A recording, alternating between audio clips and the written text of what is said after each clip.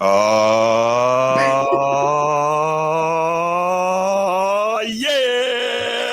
Yeah. Yeah. Yes. Welcome in. Welcome back to another episode of Format Podcast Live, Sunday morning edition. Thank you for joining us. If you're watching this on the replay, thank you for watching on the replay. We got some good stuff for y'all today, man. Transformer, what is good, my brother? Man, feels good. Feels good this morning. Saw another great classical championship won last night. Jesus. We're going to talk about it, man. It's cricket. Man, I'm feeling good, bro. Feeling good.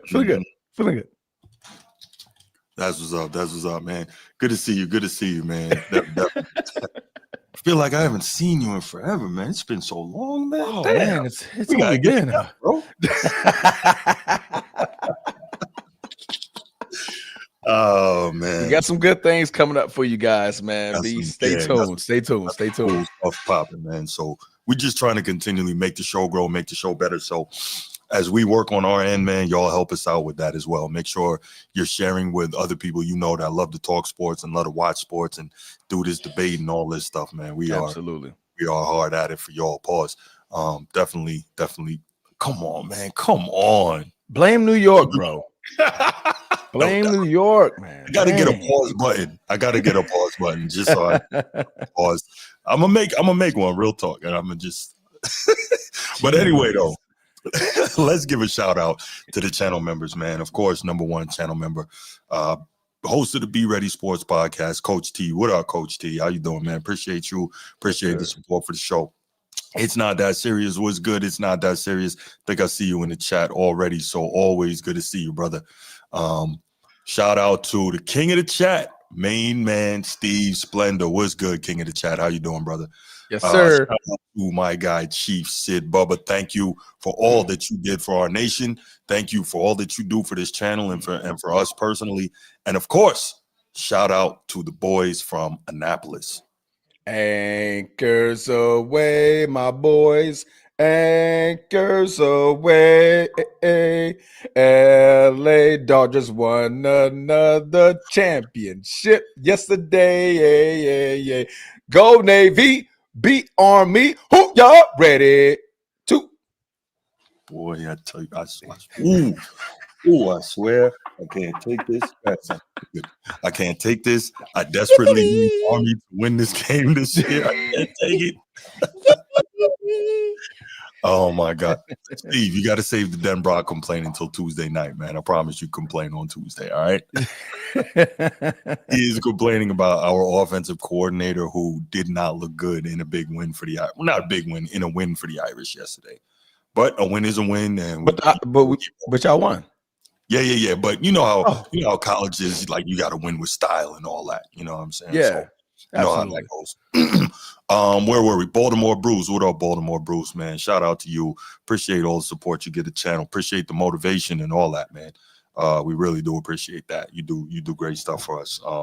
People don't know, even beyond all your calling in and all that, man, constantly hitting us with ideas, constantly, hitting us with, possible topics to discuss and getting my thoughts on things and all that, man. So I appreciate you.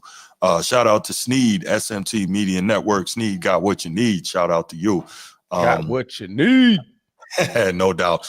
And finally, shout out to my main man, Nino, longtime viewer and newest supporter, man. Shout out. Oh, who is this? That's what I'm talking about. Okay. Hey, you know what? There we go. Yeah, you get that. Yeah.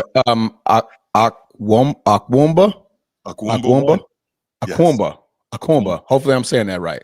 Yeah. Don't support losers, bro. Why you gotta be like that, man? Why you lost? I understand we lost, man, but we still got to rep for it. You know what I mean? So but do you? Yes. What you mean? So that means you got to remain stupid. Man, look, hey! I put that uniform on for a long time, man. I went to the box, man. Look, I got my battle buddy here. And then you got this other Army cat in here. All of a sudden, he comes back when the Ravens go 2-0 for the first time. He's from under the rock. What's going on, G? Hey, man, I had to work in the front office, man. I had to go down to the front office and get things squared away, man. It took me a little while. I had passes, you know how it is, getting access into these places. But Yes, sir. that's no here, no there. You see where we are now. I appreciate that, brother. Thank you for getting things in order, man. Yeah, go talk to Costa, man. Absolutely. Yeah. All right, Joel. So you know what we're gonna do? We're gonna hit the spiel, and then we'll be right back, man. If you're watching here on YouTube, make sure you go ahead, click that subscribe, that like, that notification bell. Make sure you're kept up to date whenever we drop new content on the channel. If you want the audio only version of the podcast, open up your audio podcast platform, hit the search bar, type in The Format Podcast. We should come right up. If you're enjoying the content, make sure you give us a like, leave us a 5-star review, and drop a comment. All that stuff helps us rise in the algorithm, helps us find more sports fans, helps more sports fans find us. Make sure you write it down, put it in your phone, make a note of it. The Format Podcast is live Sunday mornings at 10 a.m. Eastern. And finally, if you're really and truly enjoying the content we're delivering you, make sure you hit that join button. There's going to be exclusive content here just for you. I know you see it. I know you muted, Bruce. I know you see it. Oh, I was doing this. That's a good one. That's a good one. This time. That was good. That's good. I was like, you muted. What are you doing? Nah, all good. All right, man. So we got some.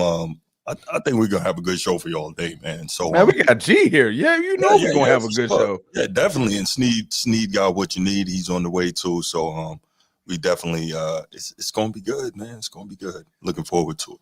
Yes, sir. All right. So let's go ahead and start off with the quick hits. Transform and get it rolling, brother. Oh man. Feels good to be a LA fan. Yo, what is it with you in LA, man? It feels good and Wisconsin. What's going on? Magic Johnson. Okay. Magic Johnson. All right, touche. Salute to Magic Johnson, adding another championship to his belt of championships. The second greatest NBA player of all time. Yeah, I said it. What? Number 2 all time. But go ahead. Magic. All right, man. Salute to the LA Dodgers. They won the World Series last night, and what a game 7 to be remembered for years to come. I was on the edge of my seat all freaking night, from coming down from 3-0 all the way back up to tie it 4-4 in inning number 9, top of the inning. Rojas with a nice save, a single hit homer to tie it 4-4. Then he had the inning ceiling, the bottom of the 9th inning. He had a marvelous catch that resulted in a double play to get these guys. I mean, not double play, to get these guys over to overtime, which they call extra innings. Excuse me, we're not baseball terminologists, but it was a great game. They went up 5-4 in the 11th inning, I believe. I think it was the 11th inning. They went 11 innings. Yeah, they went 11 innings, and man, made Magic another championship on his pelt. I believe that's like 11 championships as an owner. So I believe he has 16 total championships. I mean, you got 5 I guess he chasing the Celtics because we had 16 a long time ago. But anyway, go ahead. I'm sorry. So you're talking just strictly basketball. He's a winner everywhere else. I know. I got the message. You know what I mean? Dummy. MLB championships, WNBA championships, MLS championships. Man got video game championships, right? It's like this, man. He is crazy synonymous with winning, man. That's what it's all about. Absolutely, man. Absolutely. Yeah, 18 Ad Dog if you include the video games. I'm talking about, just across, actual physical sports. That's what we're talking about right now. But man, yeah, LA Dodgers win it, man. They become the first back-to-back champs in MLB in the last 25 years. Sounds familiar because the last back-to-back champs was who in the NBA? I don't know. You don't know who last back-to-back champs was in the NBA? Nope. Houston. You sure? I say who beat Boston in 2010? I don't know. You don't know who beat Boston in 2010? Nope. Oh no. Look at the screen, Bruce. Look at the screen. Look at the what? Look at the screen. Warriors don't count. We don't count Warriors. We don't count the Warriors. We don't count the Warriors. Nah, they cheated. can't see. Out of this rivalry, man, the Lakers are the last one. But well, Wood is just right, man. Warriors are officially the last one, but we ain't counting them, man. They cheated. They got KD. We know what it is. But no, man. Salute to the Dodgers, man. Salute to the Dodgers winning another title. Kershaw gets to retire champion. I know that's one of the greatest feelings ever. He hadn't gotten one before that. No, this is like his third title. Is it? Yeah. Kershaw. I'm thinking about. Okay, got it. It's like his third title. Yeah. But he gets to retire a champion, man. That's absolutely dope. Yamamoto, game sealing pitching. Gets the MVP. Right? Yes, he gets the MVP. Nice. Mookie Betts, those guys, man. Shohei Ohtani. I was about to say Shohei finally. This may go down as one of the greatest seasons ever. For a baseball player, didn't quite play particularly well during the whole World Series, but he had that key game 4. But other than that, everybody, man, it just feels good, man. Just when Magic put on that jacket, that LA jacket, I was like that. And what's so crazy? I went out, I was stepped out last night for a minute, and I saw this guy, old head, man, had a fire Lakers jacket. It was like Magic and like different points of his career, Lakers down the sleeve. I was like, bro, I want to buy that. Where did you get that from? But he was like, hey man, Magic won another one tonight, man. I knew he was going to win it, so I just wore it before I came out here. I'm like, he know what it is, man. He likes to support winners. Then with Snead, what you need comes in, he just makes my whole screen just go wide. Yeah, he does that. Nice the background, man. I'm glad that everything copacetic around it. Yeah, man. Blaming me, man. Blaming me for the StreamYard. That's right. All I know is I want a piano like that, man. I don't know how much one of those. Man, I learned how to play piano front and back when I was 8 years old. For real? Oh, I was reading the notes and everything. Oh yeah, bro. That's crazy. Oh, that's dope. Bro, I'm lying. Stop. Bro, you make right. Why would we not believe it? Yeah. When I was in grade school, I was learning to play violin, man, but I quit because I couldn't figure out how to read the notes, man. Oh, you read notes didn't commit to the reading. No. Oh, you a singer. That's why you're quiet as somebody. No.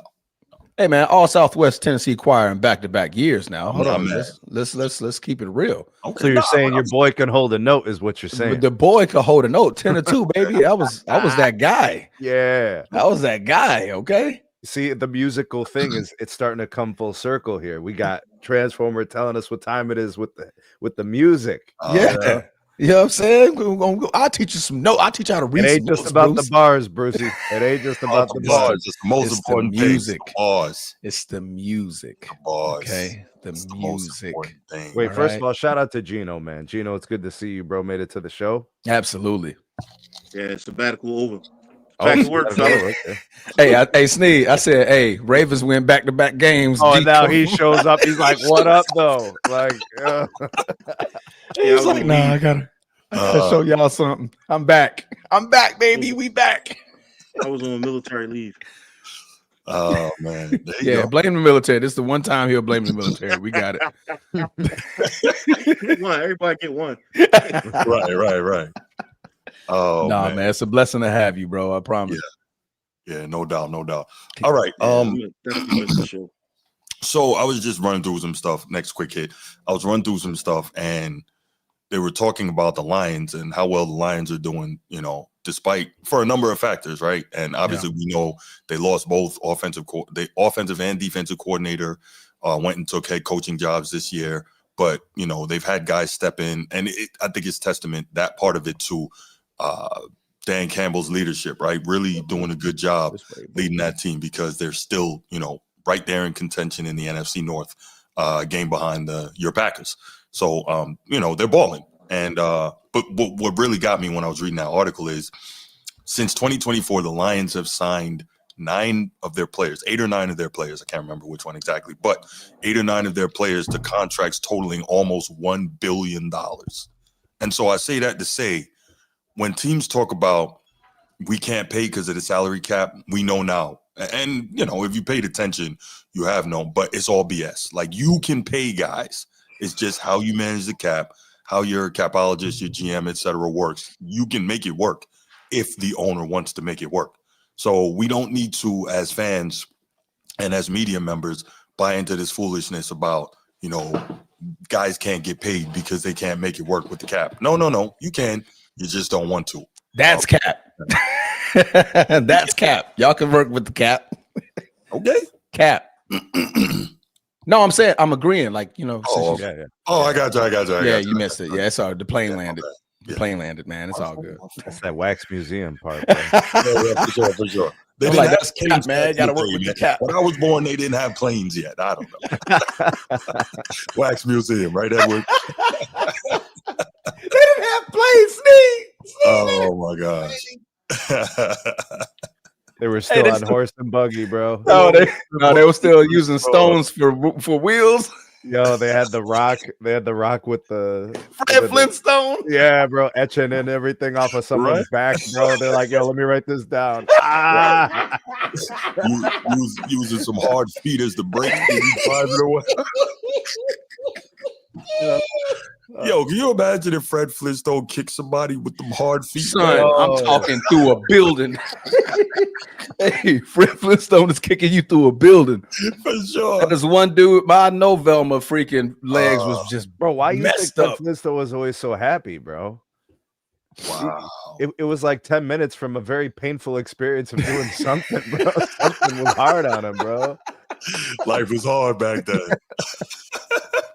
Oh boy. Oh my god. Yo, for real, they beds were like slabs of stone. Like, can you imagine sleeping on G. Crazy. Like, no way. No way. Bro, I got a bad back and I got a $5,000 bed. Oh hell no. Nah. You be spending $5,000 on a reg. I see it. You get the $5,000 couch, $5,000 bed, man. Yeah. I need to get with your brokerage, man, because clearly man. No, man. You spoil yourself. You know what I mean? You only live once. YOLO. Yeah, I'm trying to get could you remind Bruce that all things can be financed, bro? Everything can be financed. I feel you, man. I only pay a few things cash, like my car, pay cash and stuff like that. Pay stuff up front when I can, man. I don't like financing. People making money off me. We're not down. They told you it's 0% for 60 months. That's a hurry, bro. But if you could pay it off, I feel you. Yeah, get the 0% interest. Get them deals every time. Oh, I see zero. Like, I'm on the way. They got no interest on 0% interest. If you don't pay it off by the time, that's right, be like 28%. Boom. See, but that's why you plan to have it paid by the end. Yeah. Well, you want to know what the proper technique is, Bruce? Here's what you do. Man? You find out how long the financing is 0% before it goes to 28, right? Right. Just make the payments according to that amount, bro. Yeah, for sure. And just set it for auto pay and live life, bro. Dunsky. Because you already got it in your pocket. Yeah. You said you got it in your pocket, so put that joint in the joint. Put that joint in the account. Yeah, I'm trying to get this 98-inch TV, man. 98 inches is crazy. Pause. Like $1,700 though, man. It's a hell of a deal. I'm still trying to figure out the wall that this thing is going on, bro. I got what 77? A 77 inch. 70's crazy work, bro. That's but I'm like, for that price though, man. Watch sports on that. Anyway, in your living room though, Bruce. Yeah, man, on that wall. That's gonna be too big, bro. Pause. No, man. Your couch ain't that far from that wall. I know, man, but listen, for that price, I think you gotta do it, man. Bro, you gotta put that joint on the outside wall. You're gonna have to pace back and forth to see everything on the screen. Hey, Sneed, walking back and forth, bro. Sneed, he gonna have to run with Zay Flowers when he running routes. Did he catch it? Oh no, let me go run and see. Let me go run and see if he caught it. Like Stevie Wonder watching the game. All right, for real, we bugging out. All right, oh man, yo, real talk. Where you guys on this business of the Lions salary cap proves that you could pay if you want to. Almost $1 billion they got signing their last 8 guys. I mean, obviously, there's ways around the cap in forms of bonuses and forms of signing up front. I've seen the Kansas City Chiefs do it. I've seen the Philadelphia Eagles do it. Now I'm seeing the Detroit Lions do it.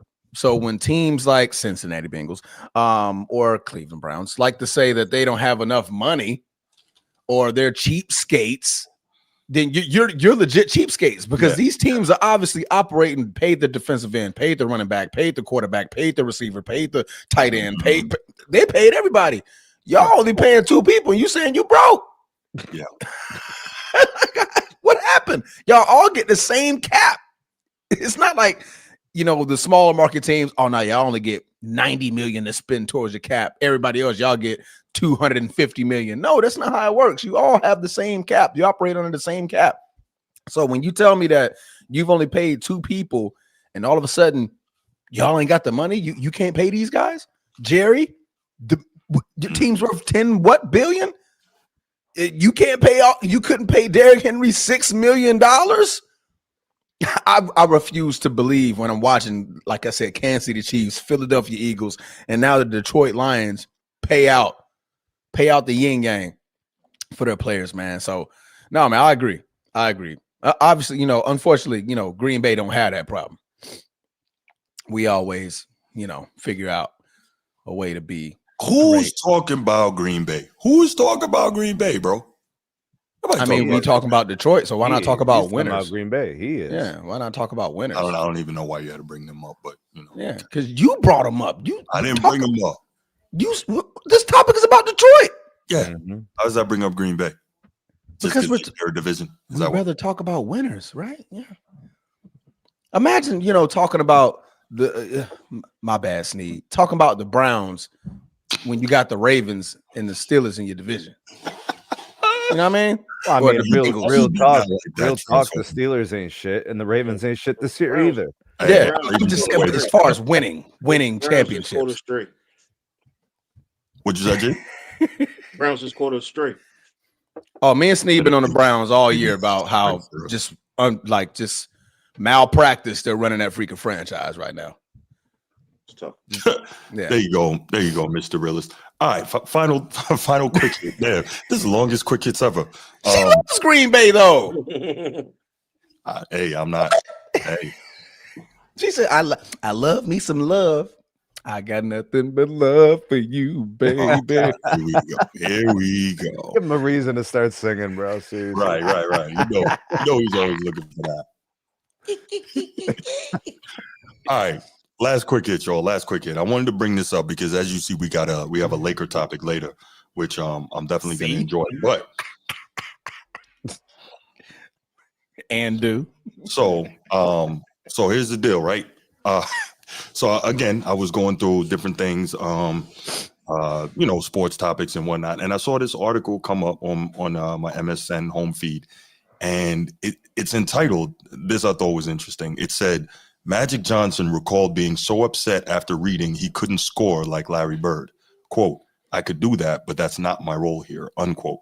So basically what I wanted to do real quick, I just wanted to give a shout to Magic, the guy who I coincidentally mentioned earlier and Transformer mentioned as the guy I have as the second greatest player of all time behind Michael Jordan, of course. But I wanted to give a shout out to him because whenever I can, despite, my hatred for the Lakers, I always got to show love to Magic because I will be eternally grateful for what him and Bird did, for the league. I always talk about that, man.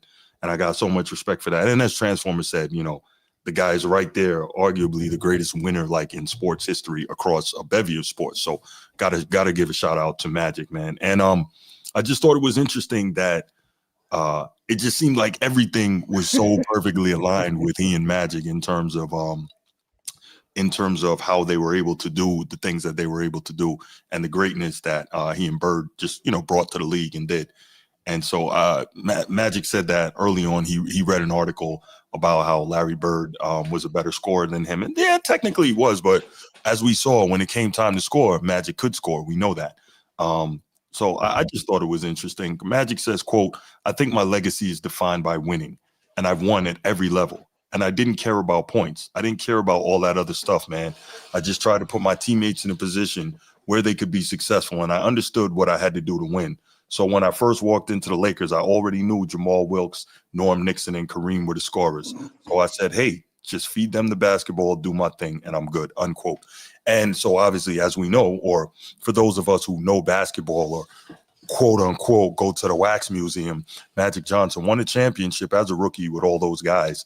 And also, if we remember, people thought he couldn't score. Larry Bird won Rookie of the Year. He was very upset about that, but Magic went out and scored 42 in the deciding Game 6 in the NBA Finals in 1980 against Dr. J, his idol, and the 76ers. So Magic clearly could score when he needed to, and shout outs to him for that. So I just thought it was a cool little thing to share, man. G, man, what are your thoughts on this? Just as a quick hit on, Magic being upset that when he read that, and obviously his competitive fire in nature with Bird and all that. Yeah, I really don't have any input on that one, Bruce. I don't know this neat thing. I think Magic's done a lot of things, as you said. Winning was one of them. And with his competitive nature, he played all 5 positions at any time. So not only could he defend, but also lock you down and score the ball. So that's all I got, bro. No doubt. Sneak. Magic Johnson's one of the most complete basketball players to ever play in league history. Agreed. The range he has for the game is incredible. Leadership, winning.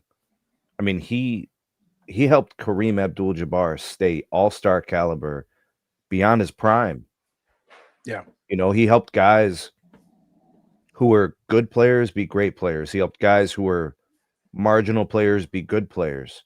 He lifted players up, and he did what the team required of him. Probably was well beyond his time for his basketball intellect. When you look at the league around him, very few guys that were like a coach on the floor. Right. Incredible vision. One of the most dynamic players to ever play. Sure. And a part of the ascension of the association. And actually, what the most disrespectful part of it is, he's not even discussed in the pantheon of great players. Like when you look at what they call the Mount Rushmores, that nobody puts him there. But like, it's hard, but he should be right there. Yeah, but it's about impact on the game. And actually, probably the most criminal thing is seeing how guys, you look at today's NBA, like nobody even looks to him as an inspiration. Nobody looks to him as how they build themselves or take elements of his game. It's like a lost art to have that. Like, we're hearing guys, the legacy players, come out now and talk about winning. But like, where's the modern NBA talking about winning? So like he's a breath of fresh air as he discusses these things. Sure. Because everybody was always asking, well, we don't know what things were like back then. We don't know what the old players, we only know that. Well, here he is telling you what it was like back then. So I mean, it's wonderful to hear him say these things, and I'm thankful to have that candor, and we're blessed to have him still around to kind of discuss these things, because his health has become an issue over the course of the years, and I'm just glad he's around to discuss these things. Yeah, man. Transformer. Oh man, it's magic. For sure. It's magic, man. I mean, what more do you say? He gave us one half of the greatest rivalry in basketball history. 5-time champion. I repeat, 5-time champion. I repeat, 5-time champion. I repeat, 5-time champion. I repeat, 5-time champion. Who you, Booker T? You know what I had to do. You know I had to do it. Five time. Right. For sure. Like you said, man, came in the league as a rookie, extended Kareem Abdul-Jabbar's career, won finals MVP in his rookie season. I mean, what more can you say? The man is literally, to this day, still winning championships in life, right? To this day, still winning championships, man. So, I mean, that's enough of that. Okay, moving. No, I'm joking. That instills that you're all about winning. You're all about winning. You only make winning decisions. Right? Every decision, anything he touches turns into gold for some odd reason. Like, the man is really magic. Really, really magic. That's not a pause, G. I think you pushing that one, bro. That's not a pause. Nah, he made age disappear. Touch magic. Magic. Jesus Christ. My bad, son. G's back, y'all. G's back. But no, man, prototypical. The man was 6'9" playing point guard. 6'9" playing point guard. Not only did he do great at it, he became the best at it. Right? He became the best at 6'9" playing point guard, facilitating. I mean, he just made it look so beautiful. in the game of basketball, man. A true winner, true dedicated to the sport, dedicated to this craft. Yeah, man. What more can you say? I think there's a lot more you can say. We just don't have the time. We just don't, because this supposed to be a quick hit, and this could be a whole segment. You already know how I am about Magic, and I freaking hate it. But you already know how much respect I have for that guy. So yeah. All right, good stuff, guys. Good stuff. Let's get it. First topic. Here we go. Ja Morant. So yeah. I think, and I'm sure it's gonna sound like old man get off my lawn here, but I don't care. I'm really disturbed about how little so many of these cats, not all, but so many of these new cats seem to care about, respect, or be grateful for the position they've been put in order to, play a child's game, quote unquote, in order to live the dream that so many wish they could live, in order to make the money that these guys make, right? And, I'm not saying they didn't work hard to get to where they did, because obviously they did, right? Was less than 1%, just like football. It is less than 1% of guys who play high school are ever going to make the league, right? I think it's less than 0.5%. It's not many jobs. Is it 450 jobs in the NBA? So it's very difficult, to make it, right? And to see these guys get there, but then in my humble estimation to put yourself in a position where you're going to ruin it, it's just crazy to me. So Ja Morant we've been hearing the possibility of Ja Morant getting traded for about 1.5 years now, right? No, like 2 years, really, since the whole gun thing. Well, I think that was back in 2022. So it's been a minute. So it's kind of been, up and down on whether or not he'd get traded. And we'll go through the timeline of his issues. But recently he had a public clash with the coaches. I guess that's how it was worded. So the other night he had a poor performance versus the Lakers, 8 points on 3 of 14 shooting. And when they asked him about it after the game, instead of doing what the greats would do, I got to play better. I got to do a better job helping my team to win, blah, blah, right? Say the coach speak. That's all. But he's going to say, I don't know. Ask the coaches. According to them, probably don't play me, honestly. Like, why would you answer like that? You know what type of firestorm that's going to create to make that comment. Instead of just being a leader, being a great player and saying, you know what? I shot poorly. I didn't do enough to help my team win.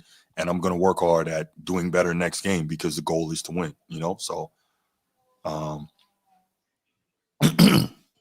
yeah. Let's start with you, man. Okay, I'm about to say, who you going to first? There's 3 options here. I know, right? I know. It's not just me and you, bro. Right. What do you think of right? What do you think of Ja's comments on this, man, instead of just taking the responsibility as the leader and best player on the team? I think Ja want to get traded. Man, there's nothing in Memphis. I think he went out of there, man.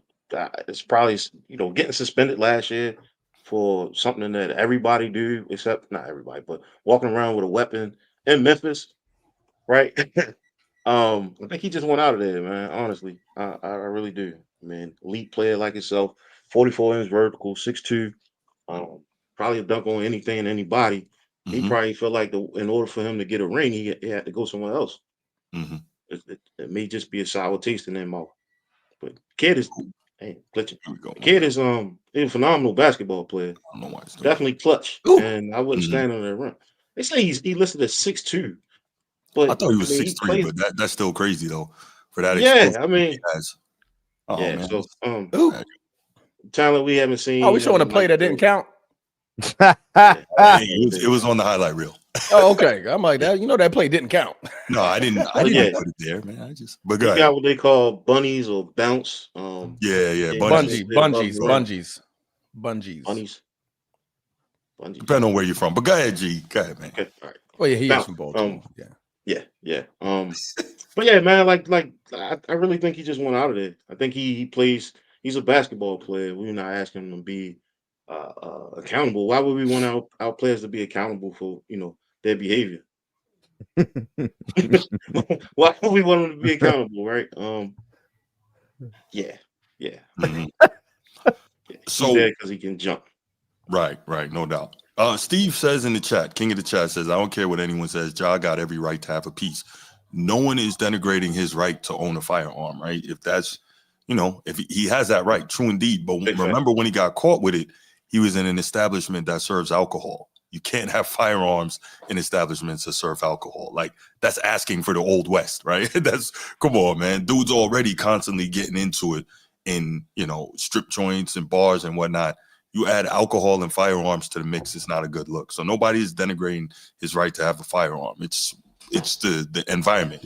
That's like saying, there's laws about, unless you're law enforcement, carrying a firearm onto a school campus, right? So, because you have a right to have a firearm, you should be able to just take it anywhere you want. No, that doesn't add up. Come on, you know better than that, Steve. Let's real quick before I get to Transformer and Sneed, let's run down a timeline of Ja Morant's missteps as a Grizzly. So 2022. Now we're getting to the important part. There you go. He has the first gun-related incident, and that's when he's in the nightclub in Denver, flashing the burner on Instagram Live. Okay, cool. NBA in May suspends him for 8 games for conduct detrimental to the league. No problem with that. 2023 in June, he has a second gun incident on social media. You would have thought he would have learned from the first one. Clearly, he didn't. In July of 2023, NBA issues a 25-game suspension to start the 2023-2024 season, which is basically saying, yo, you didn't learn, you dummy, like, get right. Then 2024, he returns from an injury, and he had the injury and the suspension. He comes back but struggles with consistency. And the Grizzlies missed the playoffs, and then you start to see kind of the tensions between him and the team. 2025, October, avoids team huddles and clashes with coaches during a loss to the Lakers. That's what we just talked about at the beginning of this segment. And in November, which is, well, today's the 2nd, so November just started. Now you see him publicly blaming the coaching staff in a post-game interview. And now you're seeing the trade speculations. And that was, I think he got suspended for a game for conduct detrimental to the team. Correct. Like, how many times you got to suspend somebody before you get them up out of there? And again, like, how about you just get right? But everybody's different. And different people have, I'll say the term, epiphanies at different times in their lives. So who knows? Sneed, your thoughts, man? You really want me to go and discuss this topic, huh? Uh-oh. I want to hear your thoughts, man. That's what you're here for. All right. So this guy, Ja Morant, that's a low IQ person. Seems that way. That's a combination of like low intellect, low aptitude, and bad decision making all bottled up into one. So you have a guy who clearly does not use his God-given abilities to think. Live streams him hanging out with pistols. Nobody does that. As much as G was right about people having pieces in Memphis, nobody live streaming being out there with pistols. It's just not a thing, right? So he does that. He does all these other things. Tell me you don't want accountability without telling me you don't want accountability by saying everything that he says in front of cameras and microphones. Repeatedly. Yeah. So he's screaming to people. Yeah. He's at the top of his lungs screaming, don't trust me with anything. You can't leave me around anything valuable. You see what I'm saying? Yeah. So I kind of took away from what Gino was saying about the wanting to be traded. You have made yourself an untradeable asset. Nobody will pay 90 cents on the dollar for you. Nobody will pay 60 cents on the dollar for you. You are untradeable until the risk reward ratio improves so much. People are paying 10 cents for the dollar on you. He is an untradeable asset because of the risk that comes with him. His salary demand is, like, if you just look at what he's getting paid for, he can get suspended any day for anything. If I'm an organization, I'm running away from Ja Morant. The Grizzlies just can't anymore. So when they paid him and these contracts are guaranteed, if anything, they're probably looking for a way to get out of him, but they can't. Yikes. Yo. Right. Hey, yo. I didn't even. Wow. That's a hell of a Sneed. Oh, my bad. I didn't even think about it like that. Oh, they're trying to get away from his contract. There you go, Sneed. Trying to get my bad. I wasn't even thinking like that. Yeah, so he's an untradeable asset. He has no value. You know, these are some of the things that I think people misunderstand about the league. Is in order to trade a player, like a trade has to work. There's like money, and he makes a lot of money, and the return just isn't there. This is just all the way bad. And it's been on him. If he was a smart player, he would be playing nicely to try to get out of there. But see, he's too dense. It's not getting through. And nobody's advising him, telling him otherwise. I don't think. Maybe they are, and he's just not listening. But it doesn't seem that way. Yeah, I don't get it. 26-year-old multi-million-dollar player. Just imagine somebody drop millions and millions of dollars on your lap at 24. And you still in a place like Memphis where you gotta, stay strapped at all times, or you see people that's in your what's that young Dolph that got whacked, right? He was just at a place by himself without having a strap on him and got killed. So I think one part of me, would you live stream it though? Would you live stream it, Gino?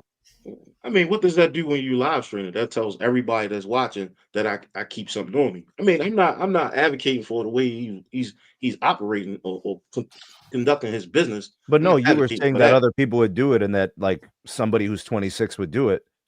Why would you live stream it though?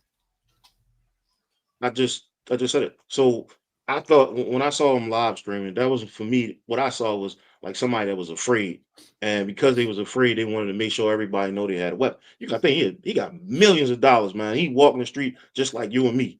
It's a little different when you're in certain places where the resources is low. Not saying that that's what's happening. I'm just putting up kind of logical explanations of why he might be operating his business the way he operates. Well, let me push back on that real quick, G. One, he's not walking the streets like you and me. You're a multi-freaking million. You got hundreds of millions of dollars contract. You're not walking the streets like you and me. You need something, you send somebody to get it. You don't need to be walking with burners. You got security. Like, you got the dough for all this. This is stupid. When you get that, I'm not saying you're stupid. I'm saying that type of mentality and that type of behavior is dumb, right? Because if you have the bread like that and you're on that level, take the proper steps to avoid that. You're not in these situations. How many players are on the out of the hood? You don't Grizzlies need roster? to be in the hood anymore. You don't need to behave like you're still there, okay? How many players on the Memphis Grizzlies roster? 15 on every roster. Where's the other 14 incidents like this? Exactly. That's crazy.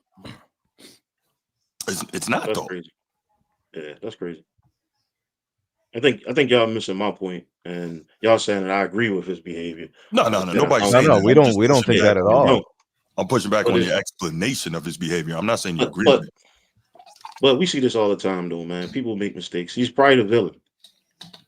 He's probably feels like he's the villain of the league right now. Gino, let's treat it as case studies. So these things happened 20, 30 times before in the history. He's fallen down that same pathway. So here we are. Now we can basically say we've seen this book before. We've read this book. We've seen this movie. Why would anybody want any parts of that?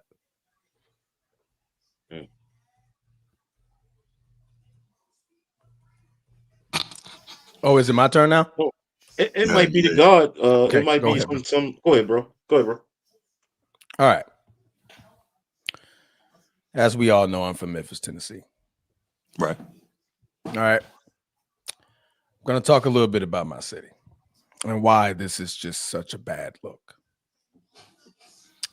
Not only are you repeatedly doing something that is deemed detrimental to the league, you have to remember you are a professional.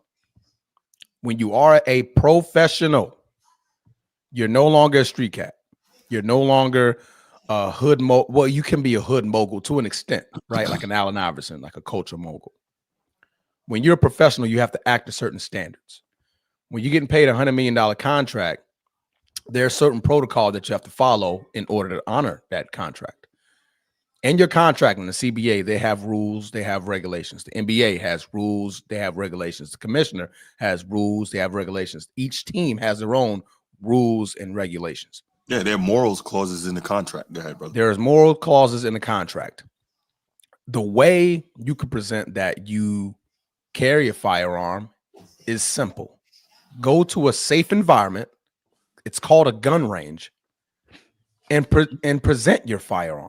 Mm-hmm. That's a way you can show I got it on me, and you can also one up it because now you can show how accurate you are. Mm-hmm. Right? I know how to use it. You're doing this in Memphis In 2024, Memphis had the highest violent crime rate among major U.S. cities with 2,500 crimes per 100,000 residents. You don't understand how bad of a look this is, John Morant? The city that I grew up in, the city that I love, is already under turmoil for being known as a violent city. When you mention Memphis to any other person who's never really been, the first thing they go is, whoa, you from Memphis? Oh, snap.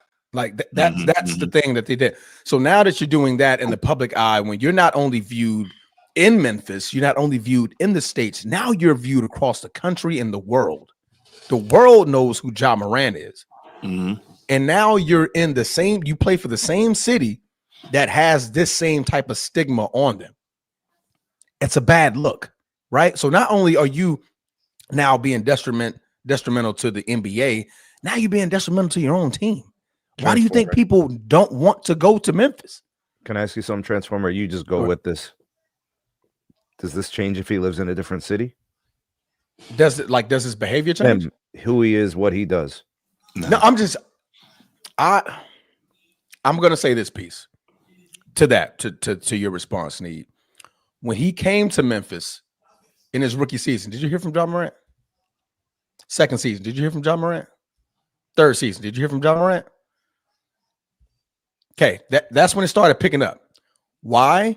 He started hanging around the street cats in Memphis and adapted this behavior.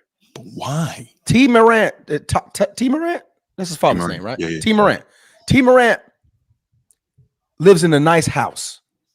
He grew up in a nice home, suburban area. If you look at his high school pictures, man had on a clean uniform. You're looking spectacular. Played for a collegiate school, right? So I'm not going to say that like this is 8 Mile or something like that. Like he grew up in Cambrook. That's a private school. But I'm saying all this to say you grew up. Now you're around something that's more popular to that young culture, like thuggish type behavior, Moneybag Yo and those guys, like the true gangsters that's in the streets. You're hanging around them. So of course now you're going to adapt that behavior. Now you feel like, oh, I'm like that. I'm him. So I'm just going to do this all day. And that's my, it's just a bad look. So Snead, I would say no. Maybe if he grows up in an LA or in, somewhere else, I don't think he produces this type of behavior because he may not be privy to the people that can teach him that sort of behavior. All of this behavior, I believe, is learned. It wasn't nothing that was bred in him. He learned this behavior while he was there. Yeah, I don't think he grew up like a street dude. He didn't. And he knows that. That's why the real people, the real hard heads in the NBA, he don't mess with them because they know. They're like, bro, you didn't. We know this was you adapted this behavior because of who you play for, right? I want to, and to your point, Bruce, you made a point earlier that he's not tradable. Yes, I would agree. Did you know he only played 65 games in the last 3 years? Yeah, he got the knees, and then he's gonna get jumper knee. Yeah, that just always happens to these guys. It's like Derrick Rose. Yeah, Derrick Rose, prime example, can jump over the moon. I was about to name him. And he was small. He was bigger than Ja Morant. Yeah, size wise, right? Ja Morant is already a frail guy. And he's already he's listed at 6'2", so he's a smaller frame than steady trying to jump over a 7'5" Wembyama. What does he do great as an NBA player when you say impacting the game? What does he do great? Energy. Super athletic. He's like a Russell Westbrook. But there's like 100 of those in the league, too. bro. He clutch. He's clutch? Yeah, he does make. Yeah, he made. Yeah. Well, he hasn't been clutch in like 3 years. Because we haven't seen him. Well, I don't see him in the play. I don't have playoff moments. You take them off of Memphis, they don't make the playoffs or anything.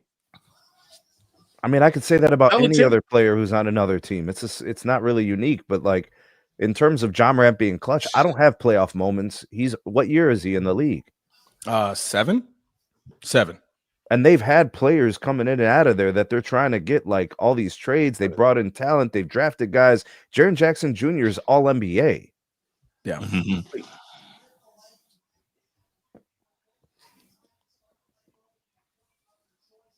Do you talk about? I mean, that's the point I made earlier, Bruce. Yeah, I was just. Yeah. No, I'm talking to that, Bruce. I'm sorry. I got you. The Grizzlies are always like they're in like rebuild mode. Like, who does that when you have a generational talent? He's clearly not a generational talent. He's a fantastic talent, but you're not building franchise around a guy like this. Yeah, the last thing you want to be seen is as a malcontent. Nobody wants a malcontent. And also you're injury prone. So not only those are two things that I'm not willing to pay $150 million for, right? If you're unavailable due to either injury or suspension, what use are you to this team? How am I supposed to view you? Because when you're a superstar, and this is what the league wanted him to be, the league wanted Ja Morant to be great. They wanted him, Zion Williamson. They wanted them boys to be the American poster childs of the NBA. He told you, no, I don't want it. And you're showing why. You're showing why you don't deserve it now. Because what image am I supposed to be portraying to these kids? And we know Adam Silver loved the kids. He loved the players too, but he loved the kids. He's all about the future of the NBA. Why you think he's having conversations, extending the 3-point line out or making a 4-point line? Or he just initiated a rule to saying, hey, you cannot hand clap, high five these guys on shots, because he wants the little kids wants to see more scoring. They want to see more shooting. They want to see guys score 40 points, 50 points. He cares about the kids. He cares about the future. So Ja Morant, there's ways. Trust me. I grew up in Memphis, bro. There's ways you could present, hey, I got that on me, but in a professional manner, because you're not a street cat. You're not Moneybag Yo. That's cool for Moneybag and them. That's cool for them. They can do that on Instagram because that's the lifestyle that they live. You're a professional. Take your firearm to a professional establishment and start busting that joint from 50 yards. Then bust it from 100. Is there some unwritten rule in like culture where you can't have security? It's better to just have 19 pistols on you. I don't know. I never seen LeBron with a gun. Thank you. And he's the biggest star in the NBA. Exactly. Freaking billionaire. And he's not out here acting dumb, right? Like, there's ways you got. He don't got the thing on him, but he got his security on him. I got professional teams. I'm a professional. So they're armed. Thank you, and they're alert, and they're trained on situations and scenarios, and they're insured, and that's the liabilities on them and all those. But like, you want to live stream it from your car.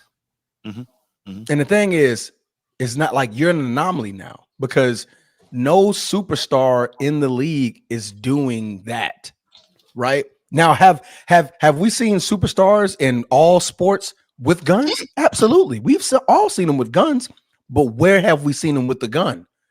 Hunting, which is professional, right?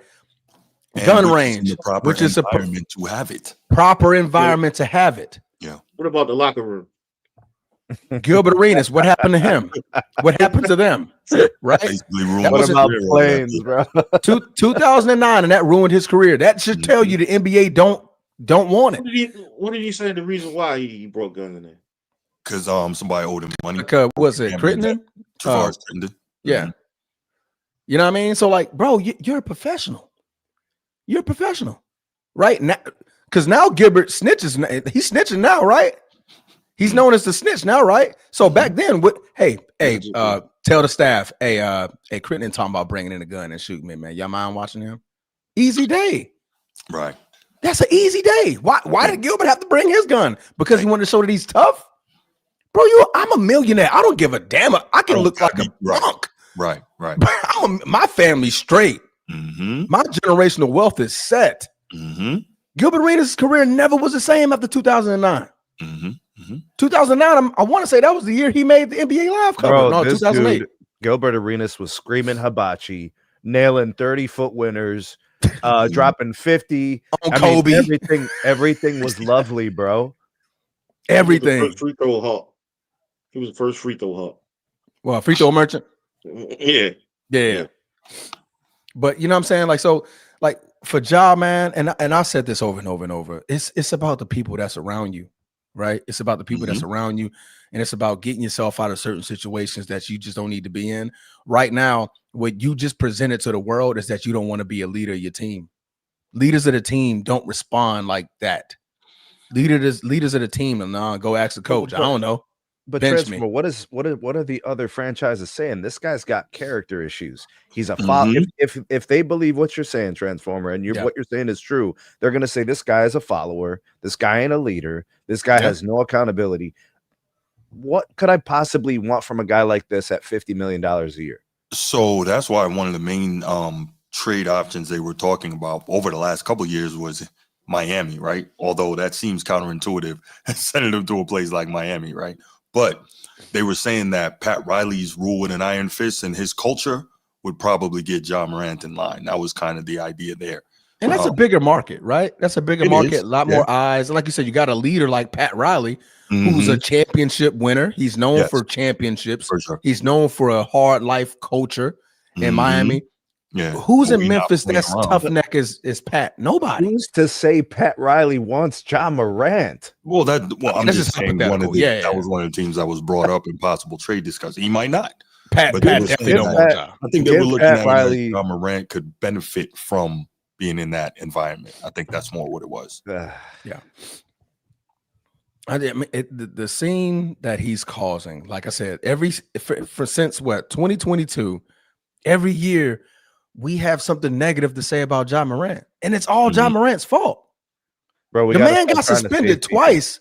He got suspended twice, Sneed. Same thing. And then instead of doing the gun thing on the court, he turned into a grenade. Why are you playing around with this? Why are you playing? We got to stop trying to save people, bro. Let Jesus save people. We got to stop this nonsense, bro. Jesus saves, bro. Let everybody just self-destruct on their own, bro. Oh my goodness. Man, it's unfortunate, Sneed, because the kid's 26. Yeah, he's 26. It's not like he's 30. The man is entering his prime years. What you said, G? No, it's not like like you said, it's not like he's 30. He's still he's entering his prime man. He's entering. Man. He's serving the military, right? And I don't care about people carrying guns because I carry mine everywhere, even church. Just nowadays you never know. I mean, in church you got to carry it now. You don't have hundreds of millions of dollars where you can have the driver and at least I don't think you do. If you do, let me say this, but where you can have all the security and all that stuff. Go ahead, Transform. 3 of us are in the military. No slay to use Sneed. I don't know which way my finger's pointing, but right. Okay, active duty. At what point in time can we take the M4, go live on Instagram, and just start waving it around like it ain't nothing? True. What happens with us when we get back to the command? What happens? I'm pretty sure we get an MJP, right? Oh, you're definitely standing on the carpet. You definitely saluting your captain. For sure. And explaining why you're doing this. Because there's rules and there's regulations. That's a bad image for the military already. Right? Now you're going around. Now you just said bump all our safety protocols. You're just going to start waving it around. You know what I mean? Opportunity, intent, and capability. Like, what are you doing with that firearm right there in the first place? Why are you not at a range? Why are you pointing? If you point and you shoot bullets in the air, do you know it can still hurt people on the way down? Yeah, absolutely. The velocity of the bullet comes right back down, and you can still harm somebody. So, like, the need to do the young boy nonsense of showing that I got the thing on me. There's positive ways you can do it while building your image and keeping your professional career intact. But also showing that you got it on you all the time. The bigger protect you for real. Right. And it's going to make some people want to test you. It's not going to protect you, Bruce. Actually, I'm not disagreeing with you. I'm saying, I'm from Memphis. You become more of a target when you got it on you. Because now I'm not hesitating to shoot you. If you don't got it on you, I might give you a chance. Like, hey, man, I'm sticking you up, bro. Go ahead and give me that. But if I know you got it on you, I'm going to pop you before we even get to that point. Right. So now, but you're a bigger target when you flashing it on you. Why do you think military folks don't walk around saying, hey, I got it on me. I got a gun. Right. Because we know these things. If you know I got one, you're not going to hesitate to take the first shot you can. Yeah. I need to have the upper hand on you. Right. I'm not going to wait for you. Yeah. You know what I'm saying? It's common sense. That's when I know he didn't grow up in that area. He's not like he like Sneed said earlier. His IQ is not high. Like, bro, are you even thinking? When have you seen LeBron James, Michael Jordan, Kobe Bryant, Carmelo Anthony? I mean, you name them, all the superstars, leaders of their franchises, do this. Melo from where? From Baltimore. Would you say he's a superstar? Or superstar? He was trying to be. He's a superstar. He's trying to be. Now he's a malcontent. I think he was there. I think he was there before the injuries and the suspension started getting him. I think he was there. He was definitely on the ascension. There's a strong argument that he could have been a superstar. Mm-hmm. Y'all think he's going to change? No, not in Memphis. Do y'all think we know like everything that's going on with Ja Morant and why he's responding? We don't know everything, but we know this. We know what you present. Perception. My perception of you is my perception. If you keep showing me the same repetitive behavior. Touche. That's a good one. Yeah. You know what I mean? So what am I supposed to believe? Everybody got something going on, G. Mm-hmm. What do you think? Since LeBron is so happy Gilmore that he probably don't got nothing going on? Right. We see what Steph Curry going through. That man is the Jesus Shuttleworth of the freaking NBA. Yeah. His wife going around here saying all types of crap on social media. Right. Do we know if he's happy at home? Right. You know what I mean? We only know what you present to us. That's my perception of you. So if the repetitive behavior is continuing to form, that's what I view you as. A malcontent. Yeah. Back to back gears, I'm talking negative about Ja Morant when I should be talking positive about the city of Memphis, the growth in Memphis, and the rising star that is Ja Morant. While you have a rising all-star right next to you. We're supposed to be talking playoffs. We're supposed to be talking the future, not this. The bottom line is this. He's costing everybody money. The league, the Grizzlies, himself. He's an idiot. Touche. Yeah. Take man. But this is topic number one. I'm pretty sure we all said right. Let's go ahead and take a couple calls for sure. Let's open up the phone lines and take a couple calls on this. Yes, Eddie, he did win Rookie of the Year. 904-219-8264, 904-219-8264. Give us a call. Give us your thoughts on this, man, because this is a topic that's got a lot of nuance and can go a lot of ways, and we probably could talk about for a long time. Yeah. Man. And the last thing Adam Silver wants, man, he doesn't want this behavior to be repetitive amongst his younger players. Yeah. Everybody loves NBA young boy. Don't mean you got to act like him. Everybody loves NBA YoungBoy. The kids, the young kids. These I can't name you not one NBA YoungBoy. See the way that was going. What's up, Edward? Good morning. Don't be on here saying nothing disrespectful or crazy, man. Yo. What's up, brother? All I'm gonna say is what's up, Gino, man. I appreciate that, man. Long live young Dolph, bro. I appreciate that. Old Adolph.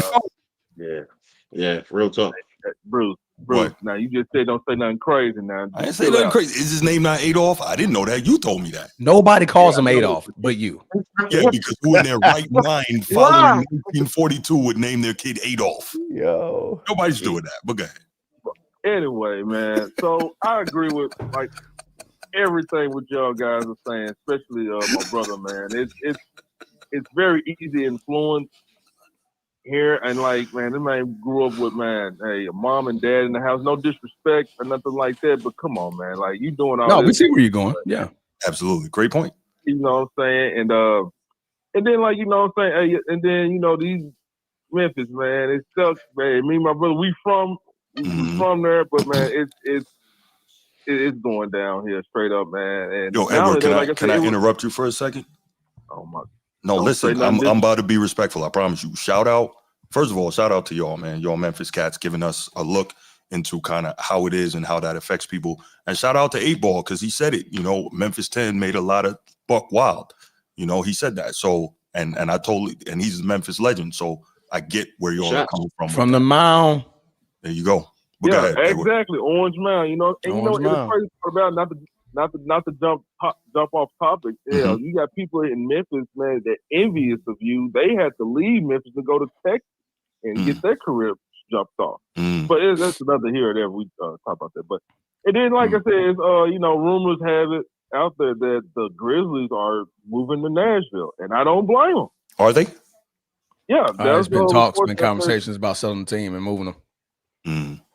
Yeah, you know, because they got the Titans up there, and they got a soccer team up there, and also they got but Nashville it's a hockey team as well. So it'll be it's a good look because the city. I mean, Nashville is it's known, so it wouldn't be no issue. Then, but like I said, here, man, you got these YNs walking around here with Dracos and everything like that, broad daylight. Like literally, Sean, the military just had to come there. That's what we're in the news for. You know what I mean? Like, go ahead, bro. It's crazy. They still here. They still here. Oh, I thought they left. No, they still here, bro. They still here in Memphis, man. Like they the task force. I just saw they had like over 300 arrests and everything like that. Now, man, hey, if you got drive out tags, man, hey, they taking your car. Yeah. Not only if you don't have insurance, you know. Nashville is not nearly as dangerous as Memphis, bro. I don't know where you from, Sean, but no. I never heard that before. It's not nearly as dangerous. No, I've not even close. I mean, the numbers show. We're from Memphis, bro. So we visited Nashville quite often. No, and then my brother lived in Nashville. He'll tell you, like, no, it's nowhere near. I've been in Nashville, bro. I see a lot of cowboy boots and country music. I mean, let me just say this here though. When it comes to that, when I lived up there, man, it's crime everywhere. Let's put it like that. Sure, but for sure. It's Memphis is just as known as world, you know, it's worldwide. Like an identity, like a title in a way, right? Yeah. I remember when they used to talk about New Orleans like that. Or Milwaukee, around here, yep. Chicago, Chirac. You know what I mean? So, but no, Nashville is actually pretty nice though. I like Nashville. But like when it comes to John, hey, better in Memphis. He has the talent. He's just just screwed up. I think this is right here. If they was winning, probably this behavior would not be as what it is now. So you know, like if you win and you've been winning 20 games, 30 games, this would not be as a bigger issue. I mean, he got suspended for one game, but then also, like I said, the trade rumors. But what would he be a good fit at? Y'all said Miami. If they was willing to trade him. And I think we're more looking at that because we're saying like that structure from top down. Heat culture. Yeah, exactly. He should go to Toronto. Toronto? Yeah, probably can't be walking around with guns in Canada. They're not having that. I don't know Canada's laws, so good luck. They're not he should go to Toronto. I don't know about that, but I know though this is Tennessee, man. You know, you can have you can carry a firearm on you. Same here. Yeah. So. Is he top 5, top 10 point guard? You think he's a top 10 point guard in the league right now? When he's on the floor? Yeah. When he's on the floor. Okay. All right, I just want to make sure he's a relevant topic. That's all. Oh no, he is. Yeah. The thing, like we're talking a job because of his behavior. If they were winning and he wasn't being a malcontent, this whole conversation is flipped.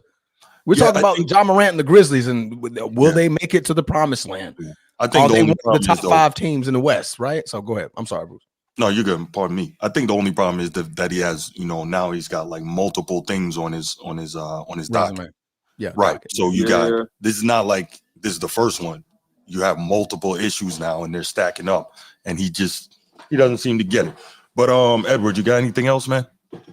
No, man, that was it, man. I just have to call in, man. Man, got to rep, Memphis, man. So I have to make that little phone call. But man, let's keep the show rocking and rolling, get the likes and subscribe and stuff, please. Right. Absolutely. All right, brother. Yeah. All right, man. Yeah. One big thing about it is that this is where, as the veteran players, this is when the younger kids don't listen to the veteran players. Because the veteran players used to always say the same thing. Hey, bro, when you get in trouble, when you get back, bro, it's lay low, keep your mouth shut, play ball. Yeah. For sure. Bruce, what up? Hello, how y'all boys feeling this morning, man? Hey. What's going on, man? What's going on, Gino? How you feeling, brother? I'm good, bro. How about yourself? Always. What's going on, Steve? What up, brother? How are you? My man, Transformer. Always, brother. What's up, Facts? Here you go. Hey, y'all, let me say this real quick. Do you get rap, y'all? I told him to let the panel hear one day when he gets some time. Yeah. But that was a long time ago, brother. Hey, one more thing. Go Indiana Jones, man. I'm anticipating this Pittsburgh game at 1. That's gonna be a good game. Before Ja Morant, I think Ja Morant is a clown. He's doing stuff. He wasn't like this his first couple of years. I don't know if it's the influence of the city of Memphis, which I believe has a big part to do with it. Also, his inept father, who's walking around like he's Ja Morant homie instead of his father. Seeing all this shit go down, and he's waving guns on the internet. Understand what I'm saying? Me being in the streets for years, now a hardworking man. Guys in the street want to get out the streets. He's backwards. Right. He got $500 million. He want to be a street guy. Right. Hustling backwards. Crazy, bro. Yeah. I just believe he has to clown as far as that, and man, he need to get his attitude together and his behavior. He's looking like a clown like that out there. I don't think he literally think he's acting like a strong man. Okay. You might have the right to bear arms. Hey, all athletes have guns. I've seen athletes have gun collection, and that's the shooting range. But they don't go on social media. Right. 100 millionaire guys that's uber rich, that got families, waving guns, riding around like you're Memphis. You grew up in Memphis, bro. You're not no Memphis guy. You don't want no parts of that Memphis streets, bro. So I'm acting like that. Not true to believe Memphis has a big influence on his behavior, and I truly believe, can he make it in that city? It would take a strong coach, and some good vets that he probably will fall in line with. But do I see that happening? I don't know. And his father walking around like he's homeboy, condoning all the bullshit. You want to walk around with your entourage of rappers like you're a hip hop artist or something, like you from Memphis or something. He tell you, man, you guys don't want. Johnny grew up in the street. That's that Memphis influence. Stop acting like you from Memphis, bro. Right. You're not from Orange Mound, bro. For real. Bruce, can I ask you a question on something, man? Yeah, what's up, Bruce? So I agree with what you're saying wholeheartedly. So it's interesting. Right when I was about to ask you this, Edward came up with this in the chat. He says the thing is that his pops. He's asking, what can his father really do? Ja Morant is probably like, I pay your bills. Why are you talking? And that's what I was going to ask you. Do you think that his dad feels like he can't say anything because Ja is basically funding his lifestyle? That's a tough one. I think that's a consideration, right? That's a good consideration. But at the same time, his father disciplined him to get to the talent he is. So, probably if his father put his foot down, that is a good. That's something I really had to think about. That could be it. I'm the breadwinner in the family now. Look at Kobe. Look at Kobe and his family. When Kobe cut them off. Yeah, for sure. And now they had to sell their house or sell his memorabilia because they couldn't pay bills. You know what I mean? So yeah, that's a good point. You talk about a different mindset right there. So it's like his father is an enabler. And could be. It's a bad look. He look crazy out there. So tell him to get grown ass man acting like that. Hanging with the rappers, Moneybag Yo, and Yo got, you with the Memphis crowd. And like nobody telling you not to enjoy your life, but don't ruin it trying to be something. I don't know, man. However, I disagree with Mr. Sneed talking about he don't have no trade value. You crazy. Ja Morant, he talking about he's not good. I don't think you say he's not good. You said something like he's not really.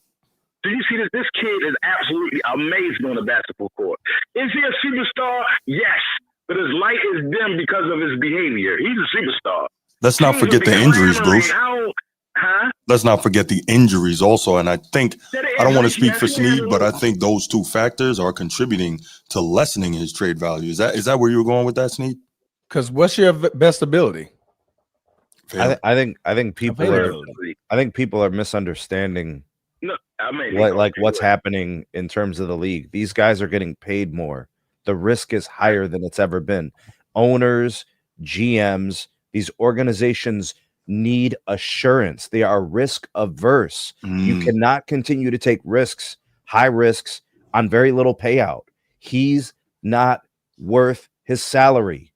And worse than that is the fact that there's additional unnecessary risk that's associated with his behavior.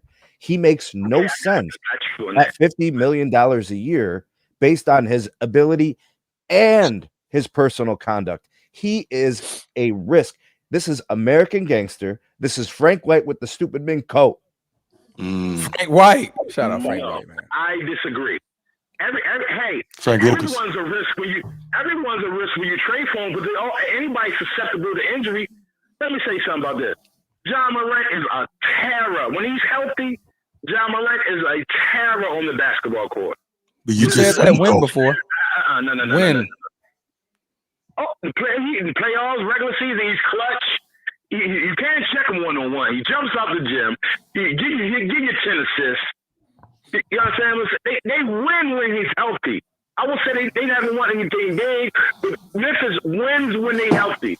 To say he doesn't have no trade value, yes, he's a risk, but I feel like he's a risk worth taking. Now, the city he go to, man, nah.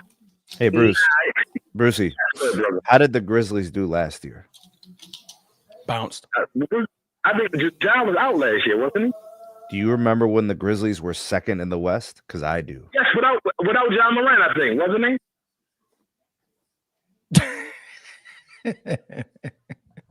It was second in the West without John or with John? Without him. Okay, so what does that say? I mean, okay, the team played well. I mean, okay, they still play well with him. So what difference does it make? But listen, I'm going to get off here. You can agree to disagree. I believe he has trade value, and he's super talented and when healthy, and he's an impact player. And I believe he's a superstar, but his light is dim because of his behavior. But I'll hit y'all boys back.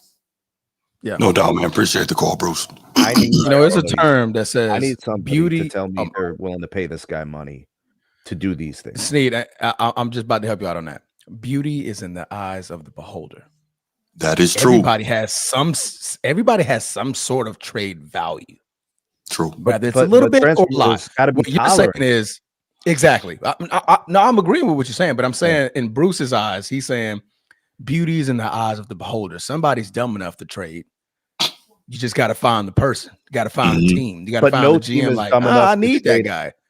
But nobody's dumb enough to trade dollar for a dollar. They're all like, pennies on a dollar for sure. Cents on the dollar, right? Yeah, nobody's pennies on a dollar. So what can the Grizzlies do except put up the white flag and say, I submit to you here, 40, give me 40 cents on the dollar, just take him. Yeah. That's 11 Aries. Oh, right. I'm like, don't do that. Have you been playing? Yes. I think he had 30 minutes the other night. Okay. Shout out Kawhi Leonard, man. Finally back. He got a court date coming up or something?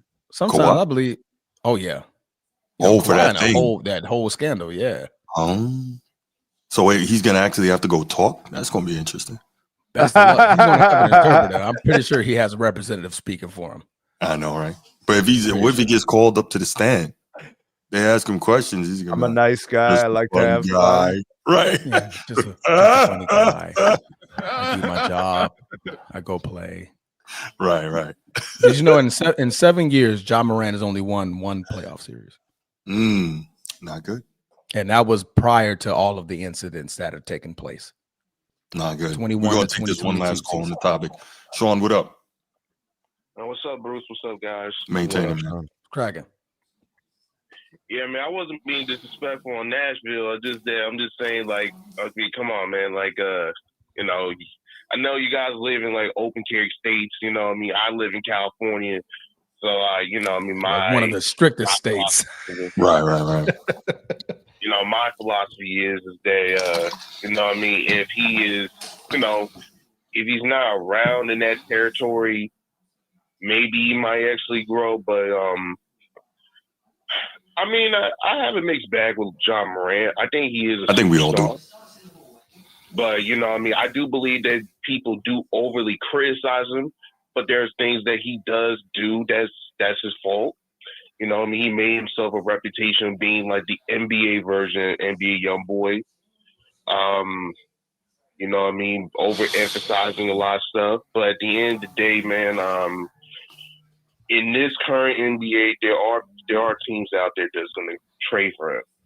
They will. You know what I mean? And beauty is in the eyes of the beholder. That's true. But sometimes, you know what I mean, if you don't have that many options, you just have to pick what you got. But yeah, I mean, I think Miami with their situation right now, I think they might pick John Morant as the guy to get for the upcoming season next year. And with Pat Riley's tutelage, I think he will change. Hell, I mean, he could just do a different set of hobbies. You know what I mean? Hey, you live in Memphis. There's they're known for car collecting. Do that. You know what I mean? Trying to show people that you're more just like trying to be, something else. You more what's the word? I hate using the word multifaceted, but hey, you make yourself more multifaceted so people say like, hey man, this dude's not really that bad. But there you go. All right, so appreciate the call, brother. We're gonna go ahead and take it to the next topic, man. No problem. All right, fam. One last piece. Yeah, go ahead, man. If Zebo was still in Memphis, Ja Morant would not be this type of Ja Morant. I guarantee it. He'd be choke slamming that dude. So Zebo was an actual one of those enforcer before the NBA. Yeah. During the NBA, like they had to investigate this man for his affiliations during his time of play, and still he was a roughneck on in the league. But Ja would not be doing this if Zebo was still in the league. That's a great point. And in Memphis, I'll leave that there. All right. Oh boy. All right, let's take it to the next topic. Here we go. I gotta do this for my main man, Transformer. This is my brother right here, my co-host with the most. So I gotta let him rock with this because I know he's excited about what he's seeing. So Transformer, the floor is yours, my brother. Excited is subjective. Okay. That's subjective, right? Okay. But am I pleased so far? 50-50. I'm 50-50. All right. As we know, the Lakers are playing without Sir LeBron James, and for half of the season, shortly without Luka Doncic, our Laker. Quick question for you. Damn, I couldn't even get through the intro. I know. You mentioned they're playing without LeBron. There's a lot of rumors and stuff. Do you think LeBron's really injured, or do you think he's just kind of? I don't have any comment. I'm asking you as the Laker guy. Gee, I never even got through the damn intro. You could at least wait until I finished. I would have forgotten. You know that. Hey, no, he did it like this. He said, "The floor is yours." And as soon as I start talking, time out. Well, I would have forgot though. I would have forgot. Oh man, that was funny. What was your question, Bruce? Man, I'm sorry, man. What was the question? Do you believe LeBron is really injured? Because we're hearing a lot of stuff. 50-50. I'm gonna mute myself now. Do I think he's injured to an extent where he needs to miss that amount of time? No. Do I believe has sciatica? I believe it because you got sciatica, but it don't put you out for that long. Without thinking, I believe I mentioned this to you like a couple of weeks ago. I was like during the injury when it was first announced. The Lakers, JJ Redick and LeBron James sat at a table and said, "Hey, take your time. Take your time. We're gonna figure out when we need you or not." Right? LeBron James, 41 years old. He's not the star that we once saw back in Cleveland, back in Miami, in his first maybe 2 or 3 years. And the Lakers, we kind of caught the bare end of his career, his prime, when it comes to his prowess of being the best superstar in the NBA. Does he still have some value to this team? Absolutely. When he's on the floor, he can obviously see. I can't do how you doing all this when it's my turn to talk? Yeah, I'm gonna do this for you. Let me take this off so I can finish my freaking beginning. All right. when he's on the floor, obviously great facilitator, great like high IQ ball player. Him and Luka bond pretty well when they're on the floor. But right now, this isn't about LeBron James. This is about Sir Luka Doncic and Sir Austin Reeves. Sirs, the great white hype is back. The great white hype is real, right? Right now, we're seeing Austin Reeves drop 50, then 40, then game winner. Son, I need you to remember this during the postseason. Luka Doncic is currently averaging 40-something points, the highest point total since Wilt Chamberlain. Now, it is extremely early in the season, but so far into a season, nobody's point total has ever been this high since Sir Wilt Chamberlain. That's a reference. If you guys want to know about Wilt Chamberlain, that's a segue for you to go Google Sir Wilt Chamberlain.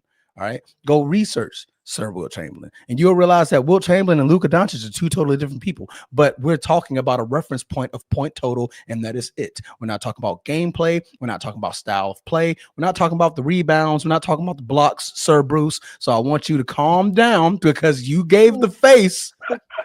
You gave the face when I said Wilt Chamberlain. You rolled your eyes like we can't reference previous players and their point totals. That's all we did. Reference the point total, not play. Wilt Chamberlain will run laps around Luka Doncic. I know this. Okay. All right. But the 50-50 part where I'm not so proud of my Lakers is the defense. Obviously, man, we can't hold dog water. All right. Obviously, we're needing these 40, 50-point scoring prowess games. And no, we're not doing this. I'm taking this down. I'm trying to talk.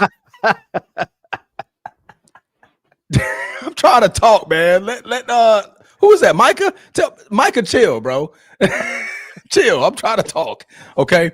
Yeah. But right now, man, defensively, we can't hold water. So we're needing these high scoring outputs. What I do like is that Ayton is getting more involved. He's starting to pick it up a little bit. Still a little slow on the rotations, but he's starting to chip in at 15, that 10, right? So we're getting him a little bit more involved. We're winning games without even our superstars, which is a highlight for JJ Redick. Can win games without those guys.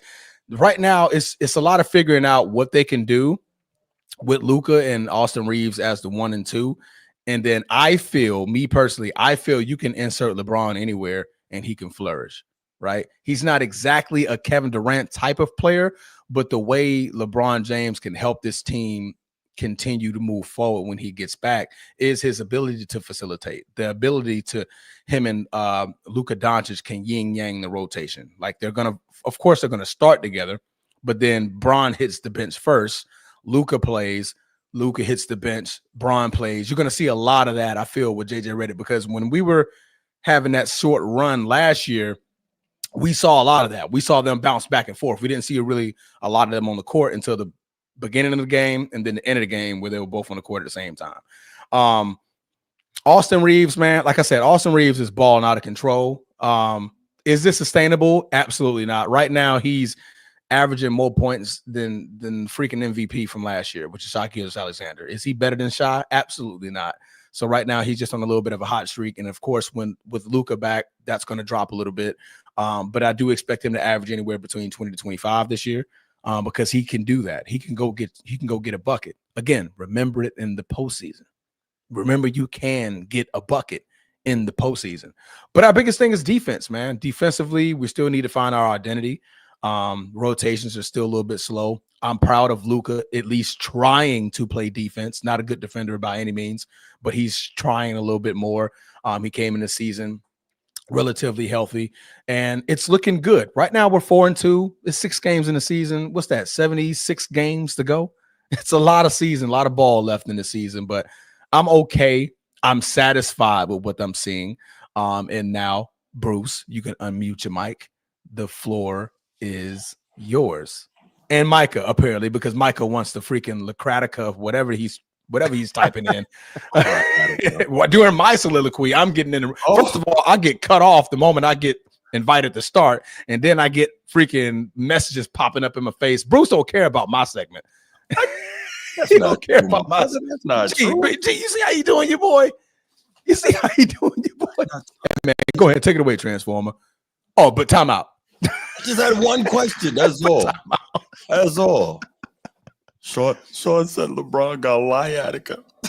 Liatica. That's what is that what that was? Micah said he got cryatica. Sean said he don't got cryatica. He got liatica. Oh Lord. I love these guys. Oh, because they do what you love to do is talk poorly about LeBron. That's cool. I don't love to talk. That's why I just ignore them because I mean, obviously they don't know basketball. But look, I'm not getting into all that. Yeah. I will assure you, I don't enjoy talking poorly about LeBron. I enjoy telling the truth. You just said, "Oh, I love these guys" because they're talking poorly about LeBron. They made me laugh. So you love it. I loved it because it was humorous. You love it because it's about LeBron. If they say that about freaking Jaylen Brown, you'd be like, "Oh." I mean, Jason Tatum. Could you really? Could you listen? Hold on. I mean, he lying about his hairline. Why you think he freaking rubbing his hairline across people's jerseys and stuff? He's lying. Jaylen Brown. I didn't even know. You didn't? Oh, that's for real. That's funny. I swear. I'm not being funny. He literally rubbed his hairline off on who's guarding him on his jersey. Why he was saying, LeBron, call me? Call me. Yeah. He's like, do I need to go to Turkey or no? Oh, wow. Okay. All right. I mean, it was bad. I mean, he did like a little because he was in a triple threat. Hit him with one of these big black, and he had on a white jersey, so it was clear as day. Okay. It was like, dang, bro, the Beijing rubbed off on the man's shirt, bro. Okay, I didn't know. I had no idea that's what that was about. No, but pay attention to your team, Bruce. But go ahead. No, I mean, it's interesting seeing what we're seeing. But also the thing is, like, Luka's already missed a few games, which is weird considering like the whole thing was that supposed to be he was coming in better shape, lost some weight over the summer, better condition and all of that. I guess some people are possibly just more prone to getting nicked up. Hopefully it's not going to be a long term. Say again? It was just a couple of nicks. It was just that's what I'm saying. I think he dislocated a finger or something like that. It was something like that. It was something. Yeah. Hopefully, it won't be something that perpetuates throughout the season. But it is interesting. I want to see how it goes because obviously Austin Reeves can get his, and now we're seeing he can get other people theirs, right? Yeah. What do you have, like 15 assists the other night? That was impressive. I did not expect that. We knew he had a gun, and we knew he was ready to let it go at any given time. But Austin or Luka? Austin. Okay, gotcha. Yeah, but to see him be able to 15 assists, like get guys to rock, I'm like, okay, that's cool. I like that. Well, I don't like it, but I think it's cool to see that because that was something that I hadn't really been aware of in his game before. So that's cool to see that part of his repertoire expanding. But I'll say it's also a thing where it doesn't seem like a natural fit with any of these three guys. It seems like a back and forth, or when you're out, I'll go off. When I'm out, you'll go off. So I want to see how close to seamless they can make it in terms of play. Well, I guess that's ridiculous, right? Because none of these dudes actually play real team basketball, right? LeBron is the king of it, playing the triple-double basketball. Luka is right there with him in terms of having to do everything, having to manipulate everything to get the stats or whatever, and that's the only way they can really effectively play. It would be good to see these guys in a system where, okay, maybe LeBron doesn't get 25, maybe Luka doesn't get 30, but if we could get it down to where you play in a way that you go all between the three of you, you get between 18 to 25. Whoever's night it is, they'll get to 25 and so on, right? Like to take it back, Wax Museum, Edward, to take it back to Run TMC, back in the early 90s with Golden State, you had three guys there averaging 20 a game, right? But it was within the flow, not, okay, your turn, my turn, your turn, my turn. It was within the flow of the game, right? Chris Mullin, Mitch Richmond, and Tim Hardaway Sr. For those of you who don't know who those guys are, go look them up. I'm telling you, you'll be impressed. The Wax Museum, check it out. Right. But anyway, the point is, I want to see if when Bron gets back, or even when Luka and Austin play together, if they're able to really kind of meld it and get more into a team flow with what they're able to do. Because I think that would help them. Obviously, I don't want the Lakers to have anything at all, but I think that would help them in terms of effectiveness, right? Because we see Austin getting his, we see Luka getting his, but yet the Lakers are still 15th overall in scoring offense, right? So I think, more of a system, more of a team game would help that. Yeah. But Lakers are also second in field goal percentage offense. So that's really good, right? And this is according to Fox Sports. So that's really good. They're shooting 52.3% from the field as a team, which is freaking awesome, right? So the ability, I think, is there. And JJ Redick, this is a guy who played for Coach K. He played in numerous systems throughout the league. He understands playing in a system. He understands what systems are. It's interesting to me that he can't implement one, or it could be a function of the players that he have just won't allow it. Obviously, LeBron is not going to allow a real system. Luka has never played in a real system. Everything is off in this heliocentric ball. So I want to see if at some point they can work towards some type of actual team basketball flow. I don't know. That's what I want to see. Again, hey, as much as the Lakers can lose, I want to see that. But in seriousness, as a basketball analyst, I want to see if they can figure out how to play in some sort of better flow, not just a your turn, my turn, you're out, I'm in type thing. Sneed, your thoughts, man? The reason why the Lakers have found some success without LeBron. I mean, this has been the case throughout the last several years as LeBron has missed time. It's just other guys are NBA players and they're good, right? And they can play when given opportunities, right? So it's that's what it is. Guys are NBA players and they can play. Sure. Now, with respect to JJ Redick, he gets to coach without having to, worry about like, how do I pacify or keep LeBron involved? Like, now I don't have to worry about that. I can actually work on these other guys. We could figure out what they need to do in order to be successful to help us win games, right? Guys need roles. They need well-defined roles. It needs to be established, and they need to be reinforced and developed over the course of the season. So then it becomes part of their identity offensively and defensively. When they're winning games this year, they're allowing less than 120 points a game. That's how they're winning. Like, I know it sounds crazy. Remember, it used to be under 100. You had a chance to win. Now you got to keep teams under 120, apparently. Crazy. So, yeah. So when they keep teams under 120, they have it. Yeah, exactly. The Lakers have a top 9 offensive rating in the NBA. They're number 9. So offensively, they score points. So if they're going to win games, they just have to basically keep the other team 120, and then they're good, right? So the offense is good, but LeBron doesn't help them defensively.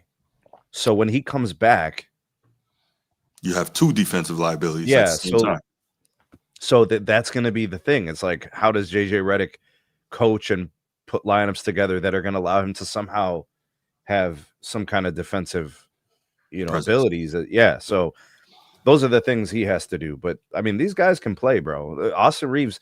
We've seen this in games last year where Luka and LeBron were out, and he did stuff like this. It's maybe not 50, but, like a 30, 35. And then 15 assists. So, like, he's done stuff like this.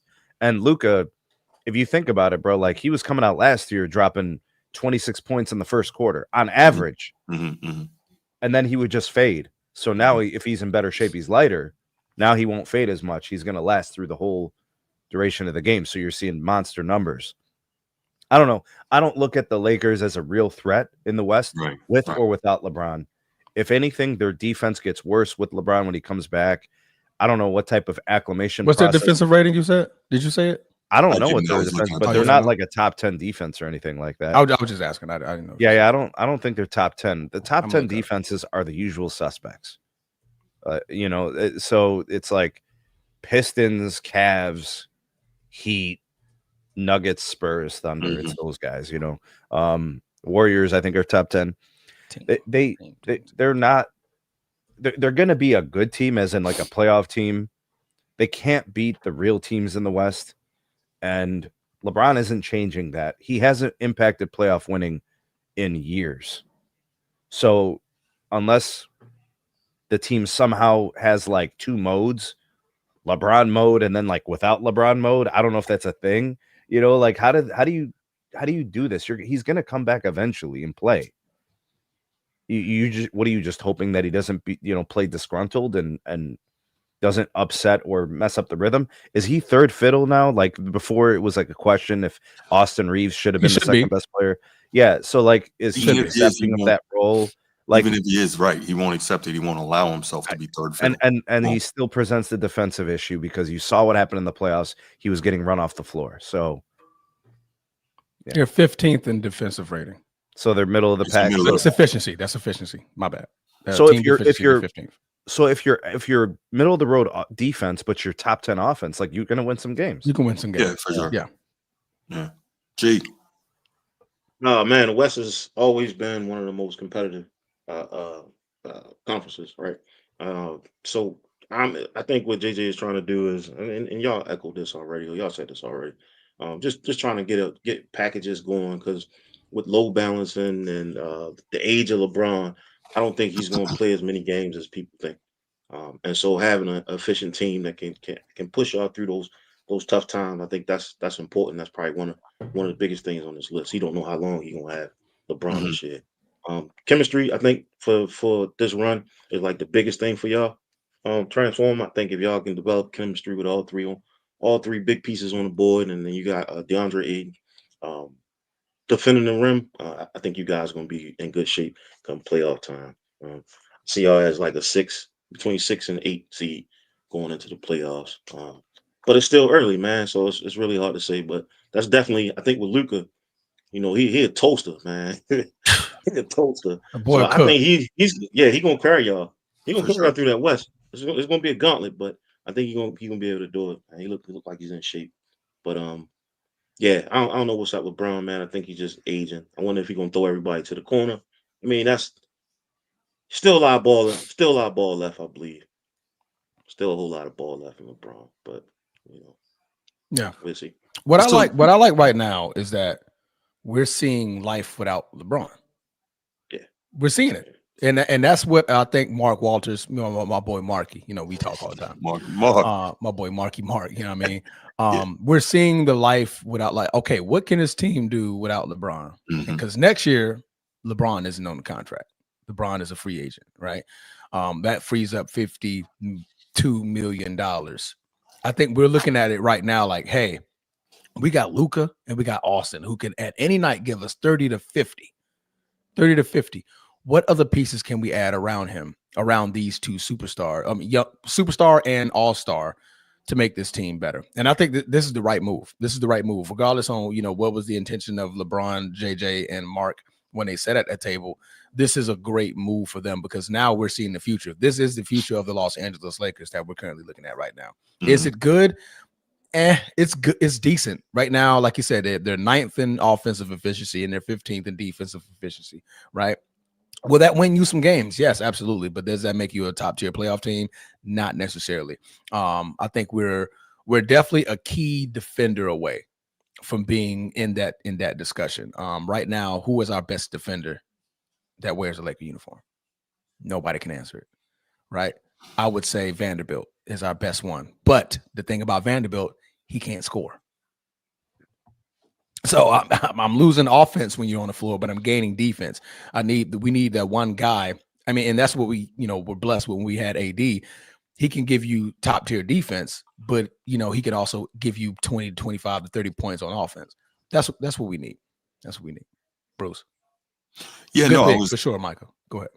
Yeah, no, I was gonna say to G's point, do you really believe that they can find chemistry with Reeves coming into his own, and then Luka doing his thing, and then LeBron doing his thing, and for the most part, these guys all playing the same position and playing the same way?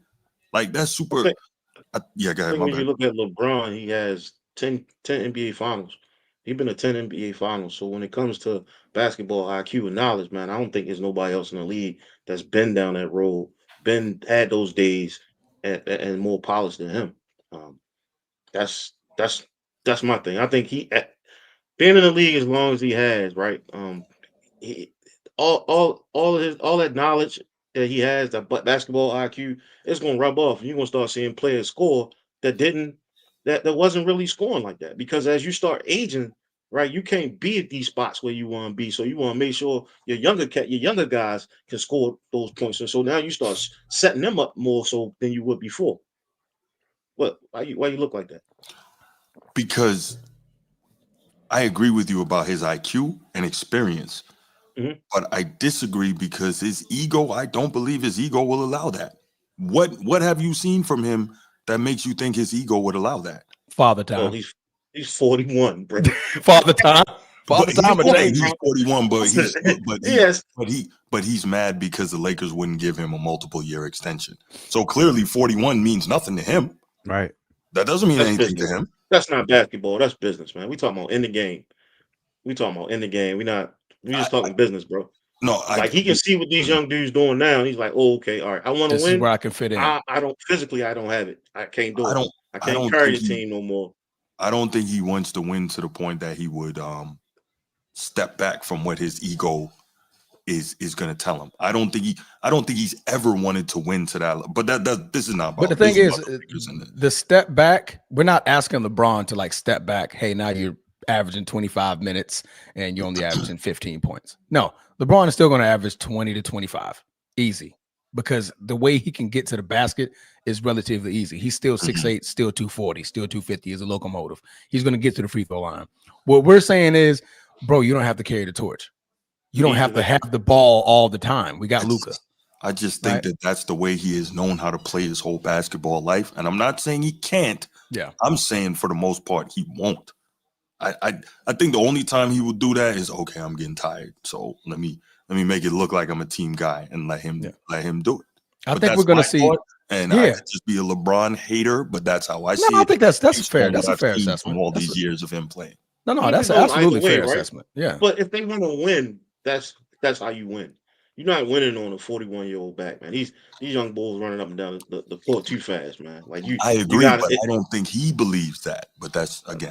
I think when he said that, hey, I want to take it slow this year. We're gonna see a lot of him say, Luka, you got it. Reeves, you got it. And when y'all need me to have it, I've shown that I could do that. I've shown that I can be that guy. Are you gonna see Are we gonna see a stretch of games where Luka defers to LeBron? Absolutely. LeBron's probably gonna have like, hey, give me a few games. Let me see what we got. Right. And then he gives it right back to him. But we saw the same thing last year. Right. LeBron came in and was like, hey, let me get a few games. And then it went right back to Luka. And we kind of, because they're still trying to figure out, okay, can I carry this team in stretches of a basketball game? Right. In that fourth quarter, because I think LeBron was top 3 or top 4 in fourth quarter scoring last year, or maybe even number 1. I think he was. But in that fourth quarter, and when we need a bucket, can I go get it? Right. I think that's where we're going to see a lot of LeBron. We're going to see a lot of early LeBron, and during middle of the season, middle of the game, we're going to see a lot of deferring to Luka in Austin. Like, hey, you guys carried all the way to the finish line. I'll be there at the end of the race to help you guys close it. I think, and again, we're thinking this is all hypotheticals. We don't know anything. But at this point and at this juncture, bro, it's 41. Father Time will teach you a lot. And right now he's seeing it like, damn, I'm getting sciatica. Hold up. I'm not going to be able to carry this 35, 40 minutes a game. I think the other thing we're forgetting is that he's still after his stats. We got to keep that in mind. Oh, he's still going to get 20, 25. That's for sure. Because he must have his numbers. But anyway, I think this was a good topic, man. And it is very interesting to see what we're seeing from Luka and from Austin Reeves. And like I said, for me personally, it shocking? To this level, yeah. I didn't Austin expect Reeves. Yes. Yeah. Luka, not shocking. We've seen this before. To this level, though. But again, I'm not shocked Austin Reeves is doing this. I'm not shocked Austin Reeves is doing this. You're not shocked that he's dropping 50 and 40? No. Really? Yeah. Explain. You have a guy who, as the second best player on this team, has games where he's dropped 30. Yeah. So then you have the guy who typically takes 30 shots a game go out for injury. Now this guy comes in who, as the second guy was scoring 30, can also drop 50. And can also get it. So like he can have those kind of games. I'm not saying it's sustainable. I'm not saying if Luka was out for 2 weeks, he could do this every game. I'm just saying these things happen. Jeremy Lin was a thing. Weird stuff happens in the league, bro. That's not okay, fine. Somewhat surprised that he could drop 50, but you can't be totally surprised when this guy has scoring outbreaks like this. Yeah. Gives you a lot of 30, 35, 40. Bro, I'm shocking to see it back to back to back the way I'm seeing it. I think that's more so what I'm trying to say. Maybe I'm not seeing like this stretch is like, God damn, like when did I see this happening? Right. I think that's more so my point. Do I believe he can get 40? I mean, he showed me last year he can get 40. Right. Well, was it against Utah or somebody like that? He just started they couldn't guard him. He couldn't check him. Right. To me, like him and Austin and Luka, not the exact same, but they're the same style of player. same style of player, and they both get their buckets the same way. Austin Reeves can get to the free throw line, and he's a very good free throw shooter, right? When you had, and then the rule change definitely benefits him because now you can't really guard him the way you want to guard him because he would take that drive about 18, 15 feet, and he'll pull up, and he knows that your arm is out, and you can't touch his arm, so he knows he's going to get to the free throw line. Yeah, he better enjoy it while it lasts. Who? Reeves? AR. Yeah. Oh, AR? Yeah. I think, and the thing is, LeBron is very supportive on the sideline. That man probably smiling. Like, okay, but I know where I can fit in. This is what I'm saying. Like, Father Time teaches you. It teaches you different things. Like LeBron, we know LeBron is old, man. I know that. You know that. Sneed knows that. G knows that. Yeah. All right. It's not like they playing defense anyway. Showing up, ain't what 15th? We're the middle of the pack defensively. No, I'm talking about every other team. Yeah. Oh, okay, gotcha. Let's go ahead and take a quick couple calls on this, and then we'll move on. Shohei Ohtani. Y'all know the number 904-219-8264. 904-219-8264. Give us a shout. Give us your thoughts on what you're seeing from the Lakers minus LeBron. Yo, shout out to Mark Walter. Just keeps winning World Series, bro. Shout out to Mark. Well, Mark, can he get it? Can he get it in both sports this year? That dude's man of the year, bro. He bought the Lakers. He's winning championships with the Dodgers. He's just all over the damn place. Hey, man, the way he turned the Dodgers around, I can't wait for him to turn the Lakers around. Ooh. What's up, Sean? What's going on, man? What's up, Bruce? What's going on, man? Yeah, the Lakers are playing better wilding. And also, even though it's 6 games, they proved they don't really need him to be on the floor like that. Mm-hmm. He might as well stay in the bench.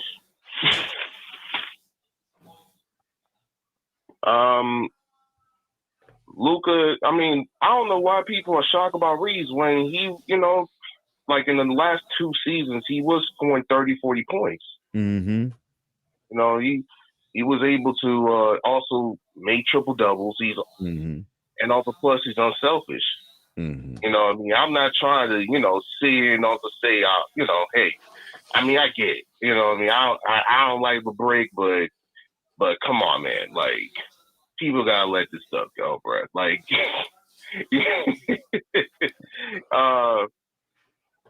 LeBron is just not playing not because of the whole injuries, because he's trying to be petty and try to act like, hey man, I'm worth more than 52 mil.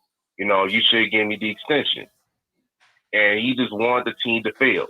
He just wants the team to fail. He feels like that, hey, the problem is always him and not with the Lakers. But we're 4-2. Again, we're gonna come into a next game and hopefully win some more. That's all. I don't agree, because now we're being contradictory. Because now we're playing both sides. Because I'm pointing at Bruce here with this one. Give me a second here, Sean. Because on one hand, we say he's being selfish, but don't you think he would care about the success of the Lakers if he's the voice on the sideline in the meetings, holding these meetings? So don't you think that he would like, okay, now I need y'all to win because I'm giving more input on the game? So which one is it? Micah, Mr. Transformer, man, I'm just going to be honest here. I haven't seen LeBron James being the voice leader of the Lakers ever since the season, man. He has it's been reported. Cool. Huh? I'm just saying it's been reported. I'm just going by what they say. What they give me is what they give me. So is LeBron, does he care or does he not care? Which one is it? Me personally, he doesn't care. He just look like he cares, man. So that's an opinion based. That's not factual based. Got it. Hey, man, it's like for me, like if I see on the news saying that such and such is donating for kids, but on the other hand, he actually not donating for kids. He actually purchasing something just in order as a cover up. That yeah, the news could say that this is news based, but the other way, the truth lies right there. You know, like my question is, where are you seeing this truth? If all you're seeing is reports of him, he's now speaking with the coaches on what the team can do next, how the team could do plays and stuff like that. So where are you getting your information to end at your conclusion of that he doesn't care? All right, when he's on the bench, he's not out here huddling with the team. He's just sitting there on the sideline and just looking around, or either talking to his son or talking to Luka or whatsoever. And also, like, the only time that he actually is giving them support is when they were scoring 40, 50 points. I'm be like, bruh, how are you going to be on social media just doing that? You know, Reeves, Luka, you know, you scoring 40, 50 points and yada. Now we're splitting the hairs, man. I think now we're splitting hairs. I'll say this, Transformer. I'm not going to speak for Sean. This is what I kind of think where he's going. It's my opinion. I don't have anything back in this. It's my opinion that LeBron wants to be the reason and the why for the Lakers' success. I feel I don't have any information, so I'm making that clear. I feel, just based on what I've seen, that he's not going to be that concerned if the Lakers don't have success when he's not on the floor. That's my thought. But now that he's like I'm saying, he's doing the things, because when we look at other superstars and other greats and other all-stars, captains of their team, so to say, when they're on the sideline, isn't this what we want to see? We want to see them still involved in the meeting, still involved in the game plan, still giving pointers, talking to Luka, talking to the superstars. I don't need to be one of the young guys jumping around, hooping and hollering because you're scoring points. You know what I mean? You got to LeBron's mind frame is I'm going to be a future owner.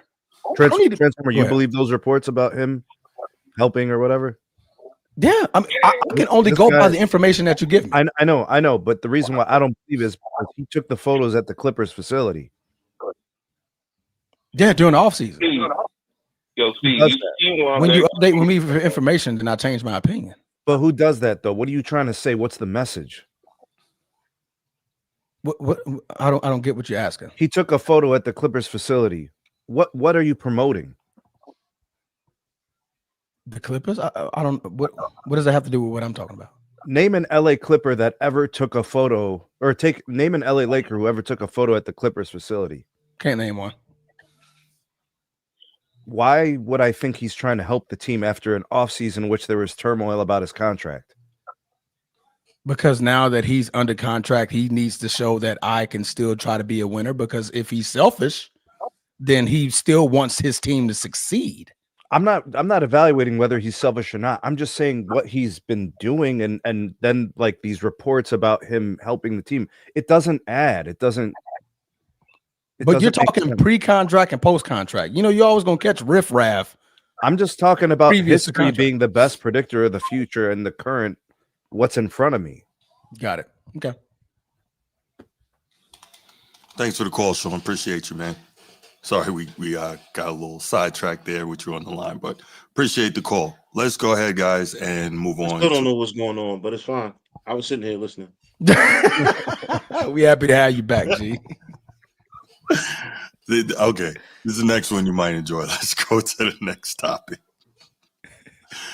Oh, man. Okay, so this is one that interested me. Normally, I don't talk college football on this show because we have the college football show on Tuesday night, but I had a couple of very interesting stories that I wanted to get you guys' thoughts on. The first one, obviously, we see the Colorado Buffaloes sinking. And what's that? What? I'm just saying, This could get ugly. Could it? Yeah. You know, just like LeBron got LeBronites, man. You know, them Sanders, that Deion got them boys too. Sure do. They might come out the woodwork. Right. No, that's a great point. So, all right. So, Coach Prime, Deion Sanders, took over as Colorado's head coach in 2023. You remember it was a huge deal when he came in there. He first addressed the team. A lot of y'all not going to make it, and talking about, I'm bringing my luggage with me, and my luggage is Louis, and blah, blah, blah. Obviously, brought Travis Hunter, Shadir Sanders, brought in a bunch of transfers, etc. And there was a lot of hype because of some early success, right, in Coach Prime's tenure. But since 2023, I think he's in his, third season now, and Colorado has a record of 16-17. Now, in fairness, they were 1-11 a year prior to Coach Prime arriving. So that's a jump. So in his first year, they went 4-8. Last year, they went 9-4, which was another really big jump. They played in the Alamo Bowl. They did not win. I think they got smacked around by BYU, if I'm not mistaken. But he did have the Heisman Trophy winner in Travis Hunter. So shout out to Coach Prime for facilitating that. This year, Colorado is 3-5, and they have suffered back-to-back blowout losses in which they have given up 50 or more points. 53-7 yesterday to Arizona, 52-17 to BYU last week. So now we're getting to the point. A lot of people thought, okay, he's going to turn this program around, So I guess now we're getting to a major question a lot of people don't want to ask. Is Coach Prime made for Power 4 college football? Is he that guy, right? A lot of bluster, a lot of confidence, a lot of talk, etc. Not mad at that, right? That's been him. That's been his personality. That's part of what has allowed him to have tremendous success at everything he's done in his whole life. But this is a different ball game, right? So now you're wondering, okay, will he be back next year? Because I don't think they're going to fire him now. He has brought a lot of money to the Boulder environment. He has brought a lot of money to University of Colorado, whether it's merch, whether it's a whole bunch of new enrollees, new applicants, etc. And that's not just, top recruits. Athletically, that's athletically, right? And he has gotten a couple of recruits there. But the question is, can he get this program to where they want it to be? Obviously, again, 9-4 last year. This year, they might not win 4 games, and this year they are looking terrible. So before we get into some of the numbers and all that stuff, man, I want to get you guys' thoughts. G, I know that you're a fan of this guy and a fan of what he was doing in Colorado. So definitely want to hear from you on this first, man. Yeah, I think there's no room to rebuild, right? But he lost a QB1. He lost wide receivers. Travis, he lost all of his stars last year. And so you gotta get a man some grace. Like you said, bringing in, they was able to raise the ticket prices to 100% increase. And so when I think about everything that Coach Prime is going through health wise and such, it's sad that this is even like people even talking about this right now, because he gave them something that they haven't seen in Colorado in a long time. Win wise and popularity. So I think what he does for the young men in his locker room isn't always easily duplicated across different college programs. With the changes in the rules and the transfer portal, which he had great success previously with it, bringing most of his players from Jackson State to Colorado. I just you're gonna have a bad year here and there, but to say that his job is in jeopardy, man, I don't think that's the case. Well, just to push back a little bit, he's not even 500 since he's been there, right? He's had one good year so far. This one, he's unlikely to make 500 this year. We'll find out if he does, but I'm not going to say his job is in jeopardy after this year. No. I think another bad year next year, his job will be in jeopardy. And I think at that point, Colorado will be more willing to cut ties with him because he will have put some sort of infrastructure in place and the buyout will be lower after next season. But I think that we can't just – this is a results-oriented business at the end of the day. Yeah, the money is important and everything that he has brought to Colorado is huge, but it's a result-oriented business. And, you know, this Power 4 college football is a real big thing. And it's not like, you know, he's in the SEC or the Big Ten. He's in the Big 12, which has some good teams, but isn't murderer's row in terms of, you know, what you deal with. Yeah, this year Texas Tech is better. BYU is traditionally solid, and Arizona's okay, and Arizona State won the conference last year. But the Big 12, nobody, for the most part now, Texas and OU are gone. Nobody's really afraid of the Big 12, right? So I think that just to see it, the curiosity of, okay, When's he going to figure this out? And my biggest stance on this, and I think I talked to Transformer Sneed about this previously, is he going to be able to get the quarterback? And if he does, is he going to be able to get that quarterback coached up? Because he had Deion Sanders from the time Deion was in Pop Warner all the way to last year. He's never really had to deal with a new quarterback and making that connection and that relationship with a new quarterback. And he, Deion being his son and them having that connection, them having extra time, all these years to work together, everything was sound. I'm sure they could have looked at each other and known what play to run, what Deion wants him to do, et cetera, et cetera. That doesn't happen overnight. And to have a new quarterback and try to develop that, clearly he's struggling with that. I think 4 different quarterbacks played in the game yesterday against Arizona. That's a problem. So I don't know. 4? Steve, go ahead. 4. Wow. Mm-hmm. For what? That's 4 quarterbacks played yesterday for the Bucks, bro. Yeah. Did they? Mm-hmm. I didn't even know you had 4 QBs active on a roster. And they still had, it's college, so I guess they had 5 turnovers in that game, multiple fumbles and interceptions. Like, shit, they did. Mm-hmm. Mm-hmm. That's so abnormal, atypical. Mm-hmm. Yeah. So now you're wondering, like, and it's not me taking a shot at Deion. It's just being strictly objective based on the results. Is he that guy for a Power 4 program? Now, that said, I've been a believer that maybe he gets out of Colorado if he's in another spot, maybe a Penn State. I definitely think he'd have success at Florida State. No question about it. I think he would. Obviously, that being his alma mater, him being a Florida guy, being much easier for him to get the talent that he wants there, and him, again, sometimes you got to learn from your first mistake and things go better the second time around. I think he would. But the question has to be asked, is he the guy for a Power 4 program? Don't know based on what we're seeing here. Transform. Is it ugly? Yes. Mm-hmm. I mean, the expectation is that, when you lose such top tier talent to a draft, typically this happens. Now we're seeing the result of not having enough eggs in the basket before the eggs that you got in your hand hatched already. Mm. He brought this team over from Jackson State. This, like the guys that were drafted from last year, they were his Jackson State players. Mm-hmm. So he already had the guys already in the saddle ready to play in week 1, right?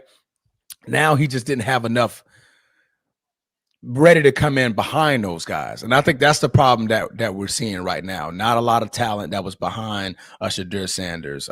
You had a guy in Travis Hunter who was your number 1 corner and your number 1 receiver. So you lose that guy. Then you lose Jimmy Horn Jr. Then you lose Wester.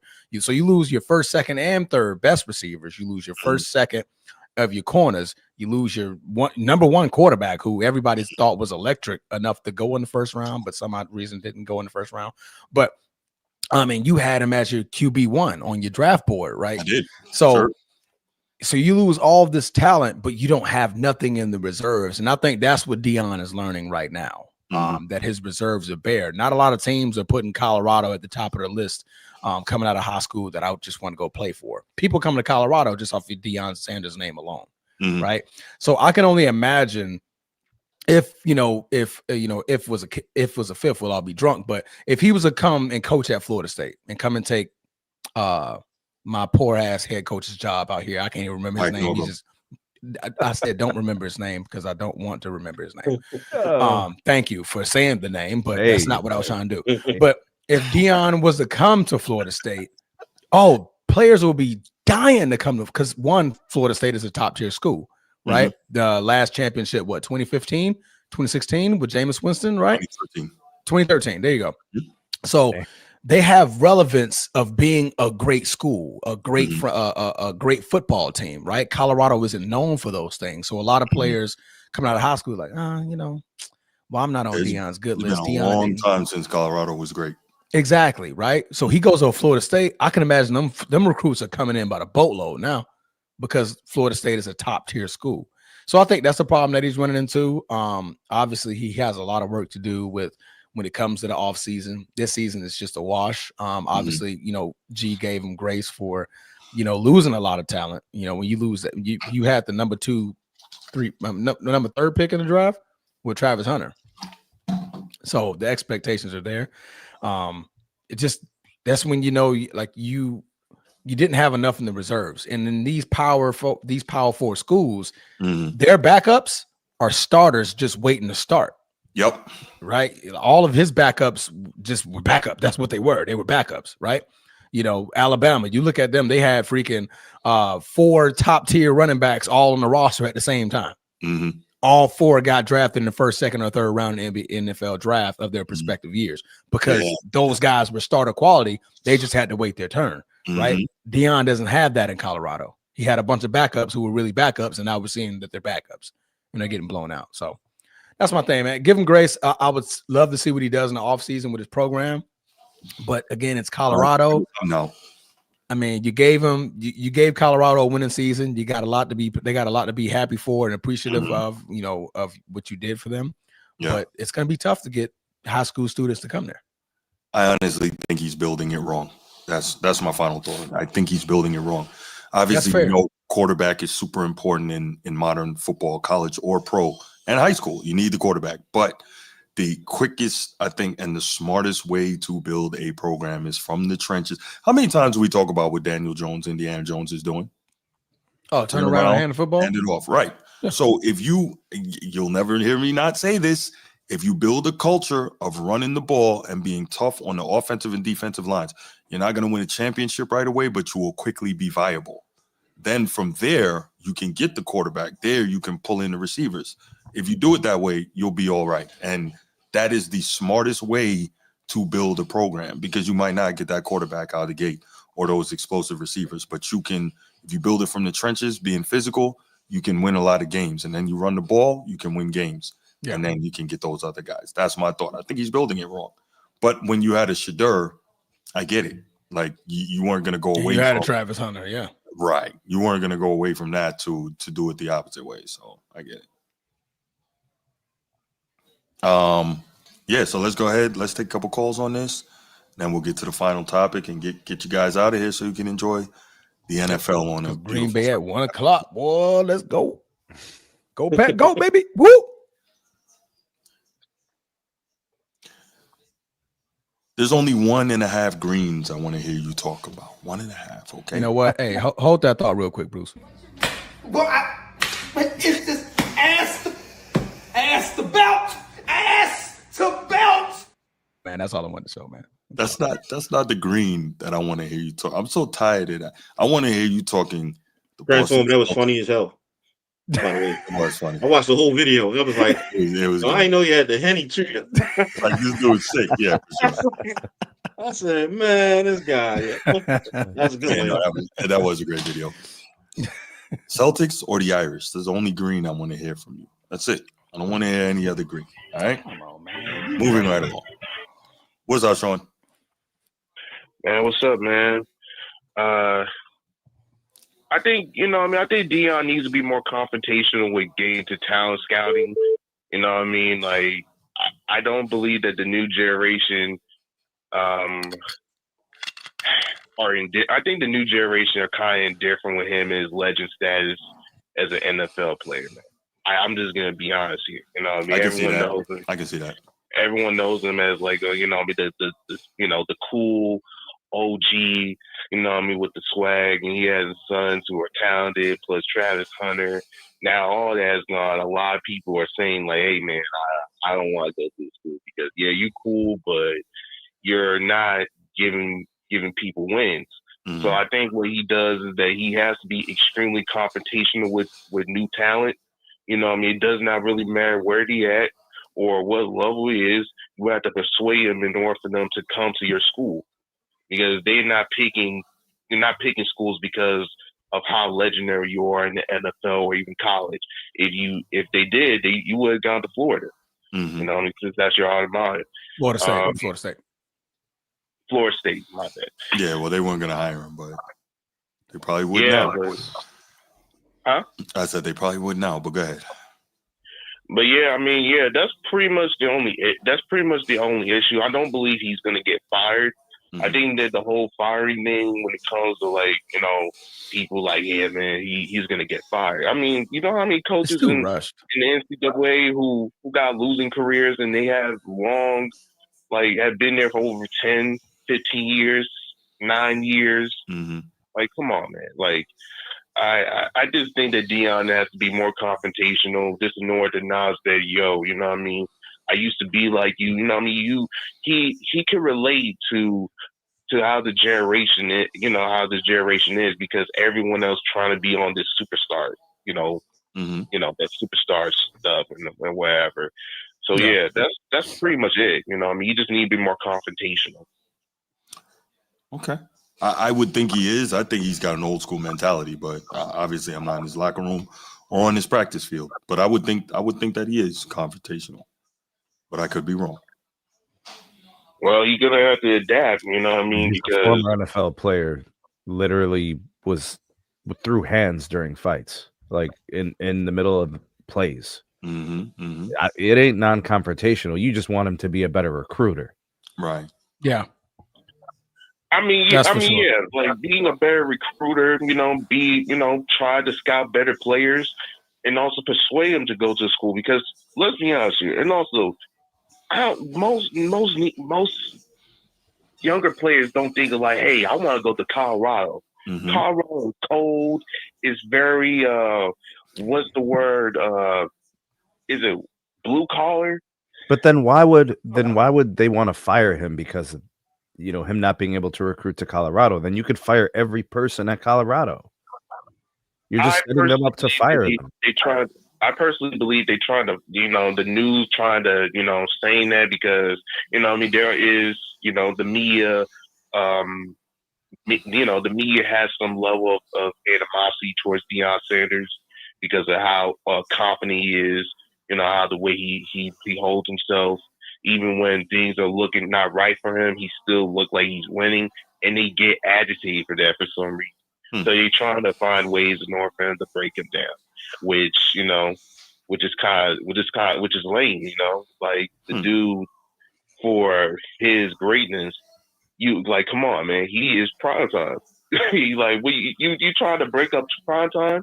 Yeah, old age, but yeah, I mean that's just what I see. The media has a tendency of like to break down certain people because they actually are jealous of them, have an animosity, and they feel like, hey man, Deion Sanders, he's not fit. He's unfit being a coach because, like, look at him.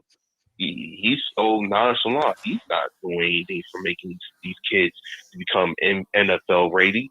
They're not making these kids in order for them to win games and trying to win some titles. That's what they're trying to do, in my personal opinion.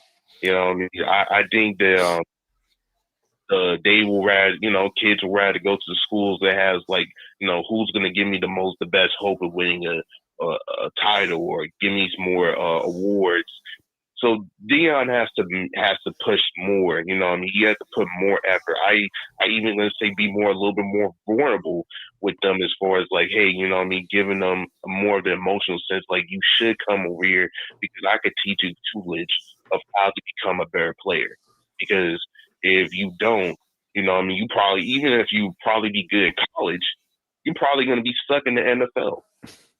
You know what I mean? So Deion, that's all I did. That's the only criticism that I could see from here. But outside that, this is just blatant hatred, in my opinion, from the media. In my personal. All right. Well, appreciate the call, Sean. Thank you, man. All right, Nick. Bruce, call us back and get your thoughts on that, man. I see you called. Call us back.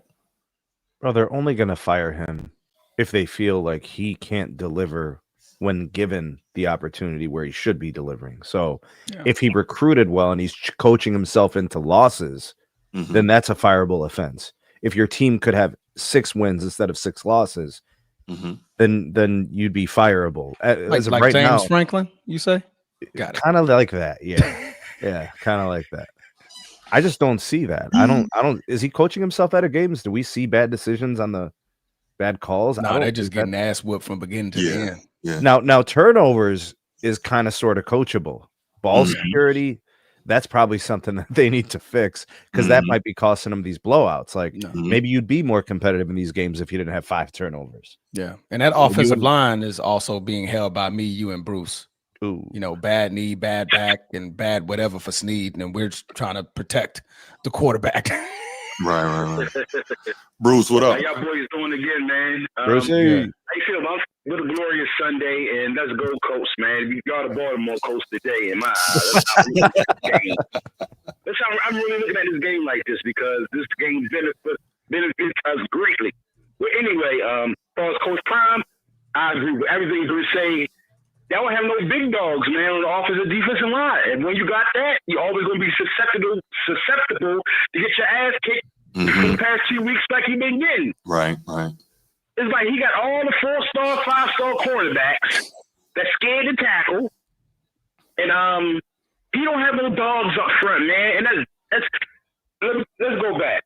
All championship teams in college football and in NFL football, they had great lines, either on the offensive line or the defensive line. Their lines was good. Yeah.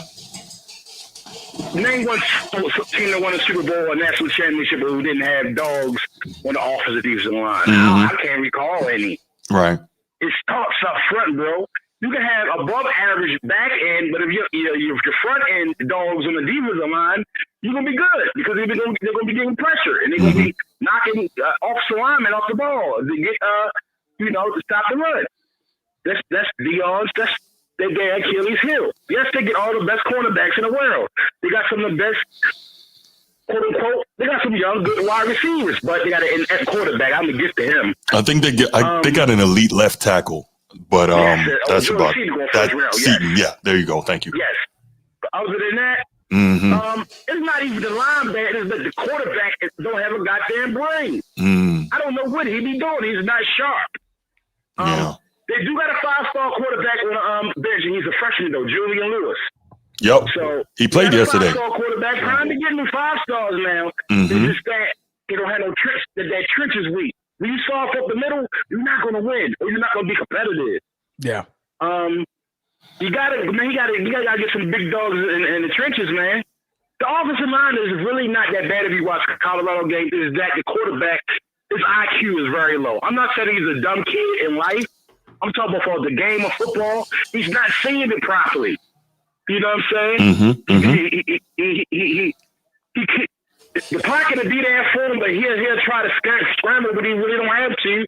And boom, there you go. You ain't got no IQ in the pocket. So the line is not great, but it's not as bad as people think it is. It's just the quarterback is just, I don't know what's going on. Prime, and he might as well start Julian Lewis now. Y'all been losing. Y'all might as well go start him now. So get him, I think you're right. Get him the reps, and then next year he's ready. Yeah, give him these game reps. I want to say Deion. I don't know, man. Is it Colorado? Is he kind of overrated as a coach?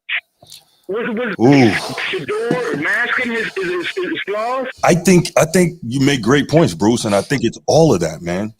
Slightly overrated as a coach. Colorado is a tough place to recruit to, and he had his son, who is an outstanding quarterback for the last, 10, 12 years under center, literally. He coached him in Pop Warner. He coached him in high school. He coached him in college. So that relationship was so there. And think about this too. Like, you're only technically allowed to coach, and have guys practice for a certain amount of time every week, right? Now, I'm sure the big boy programs go over that and they find ways around it. But think about when freaking Shador and Deion are having dinner together, right? These dudes probably arranging the damn salt shakers on the table, like, okay, and Deion drilling them. Okay, you're in the, Spider 2 Y Banana, shout out Coach Gruden, and the safety comes down here. What do? You know what I'm saying?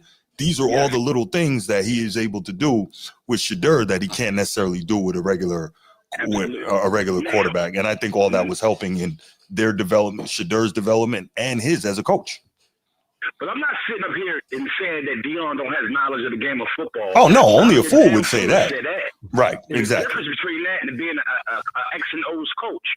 I see Deion more as a CEO coach, where he let his assistants do all the work. I agree with that. He overruled, you know what I'm saying? So there's nothing wrong with being a CEO coach. Some people are. I think Saban was a CEO coach.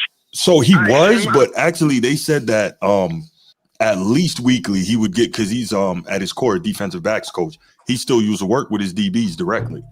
But I do get what you're saying though. See Deion as that type of coach, and it's not a bad thing. He's just not at the right school, at the right program for that type of coaching. Yeah. Now, before I get off, I don't want to hold y'all boys up for forever. You got to remember, he got 3 Hall of Famers. I mean, he got Warren Sapp on the coaching staff. He got Marshall Faulk on the coaching staff. Yep. He got all NFL players on the coaching staff. I think the guy Sherman or something, he calls the plays. Everybody got NFL experience, and look at him. So it's a coaching problem too, as well. Yeah. Has he lost the locker room? Do you get people too much? Is it too much hip hop shit going on? I don't think so. No, you know, I don't think so. I mean, it's cool. You know, yeah, I mean, that's cool, but I don't know. I just think you need to get out of Colorado because I don't think he got the nil money to get the guys they want to get, but he still get 5 stars and 4 stars out the portal. Understand what I'm saying? I don't know how his recruiting is coming out of high school. A lot of these guys are portal guys. Who is he getting fresh coming out of high school as a 5-star? Right. Julian Lewis. Yeah. And that was big. That was big, you know. He got that guy to flip, I think, from Georgia. He got Camardi McClain. He got the top. Then he got Camardi McClain who transferred. He was 5-star. And of course, Travis Hunter was 5-star. Followed him from Jackson State to Colorado. So he got something. It's something there. I don't know. Sometimes it looks like he's lost out there as far as coaching, but maybe I'm wrong. I don't know. I think he's a good coach. I just need to change the scenery. What you say real quick, Transform me before I get off? What you say about a Transformer? I mean, like I said, I stated my piece, man. When it comes to the whole Deion thing, right now we're judging so fast in the first year that he's having a bad season. I think it's just too much. I mean, the rumors of the firing or should they let him go or things like that. He hasn't done enough to be warranted such a thing to happen. One season after he just gave y'all the best season you've had in decades, just last season. But isn't that the problem though? The regression. And Bruce, we're gonna let you go, man. I'm gonna drop you off while Transformer continues to answer your question. Thank you, brother. Go ahead, bro. Safe. Drop you off ain't bad. No, that's not bad. But yeah, it's not too bad. Yeah. Okay. If you would have said it somewhere different, then it would have been Sneed, man. You gotta chill, Sneed. Sneed, you gotta chill. Can't say shit, man. I'm telling you. Blame New York. Blame New York. We're blaming New York City. Yes, y'all started this BS, man. Bro, a lot of what you guys have said, I mean, from Gino to Bruce, Transformer, you guys are all right about everything you're saying. It's all overreactionary. That's what it's become. Everything's hyperbolic in sports. That's kind of what it is. But like, you don't know about a person's ability as a college football program lead about the recruiting until like 5 years after. Yeah. So like he's basically been carried by Travis Hunter and his kids, right? And they were competitive and then bowl game shows and stuff. So like that's good. Now the season is down, but you know, let's see next year. You know, he's not coaching himself out of games from what I could tell. I think it's just high profile. He's a high profile person in a not high profile place. That's an unusual combination. But we'll find out in the future if he was just for the buzz or if he was actually viewed as a long-term solution for that program. Yeah. Agreed. From the there buffs to the eyes. There you go. All right. Last topic, y'all. Last topic. And this is from my main man, Sneed. Got what you need. Trademark. Facts. Right there. Copyright. No doubt. No doubt. All right. So let me go back a couple years. Not all the way to the Matt Wax Museum, just a couple of years. not 1865. Every time I say that, y'all look at me like, oh, here we go. Bro, you were there when they built the pyramid. Stop playing, bro. Back in 1642. I'm like, wait, what? I'm a history guy. Like, I really love history. Y'all don't. I really do. I love history. By the way, if you love history, Dan Carlin's Hardcore History, great podcast. Anyway, moving right along. Really great podcast. So, a couple years back, Georgia won the national championship in 2021. You all remember that. and everyone was ranting and raving about how this is the greatest defense historically that we've seen in college football, at the very least in modern college football, right? They were incredible. It was great, Bruce. It was a great. No, defense. it was. Yeah. It was. Yeah. No, I think I want to say, did they give up less than 10 points per game? 10.2 points per game. That's what they gave up. You remember the pressure? You remember the rush? Yeah, absolutely. Yeah. Just physically dominant. Couldn't run on them. Let's see, I have the number here. 78.9 rushing yards per game. So they forced you into throwing the ball. And like you said, they got consistent pressure. Jordan Davis was on that team. Mm-hmm. Well, basically half of Philadelphia's defense, right? Nakobe Dean, Jordan Davis. Who's the other defensive tackle that's in Philly? Jalen Carter. Jalen Carter. All those guys were on that team. There's a lot of dudes in the league from that defense. Anyway, they gave up 269 yards per game, which is crazy in the modern era, and 190 passing yards per game. And everyone was ranting and raving about how great this defense was, historically great. And it was. However, let's come forward 4 years. And, you see who's in the thumbnail. The Ohio State Buckeyes are absolutely absurd. Going into the game yesterday, they were averaging giving up 5.9 points per game through their first 7 games and gave up 10 yesterday, right? So, complete and total lockdown. They are allowing less than 200 yards per game of total offense, 197.3.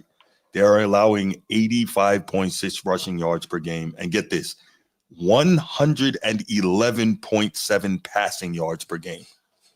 Complete and total lockdown. Like, if they continue like this, especially if they finish the job and win the chip, we are never going to have seen a defense like this, maybe ever in college football, certainly in the modern era.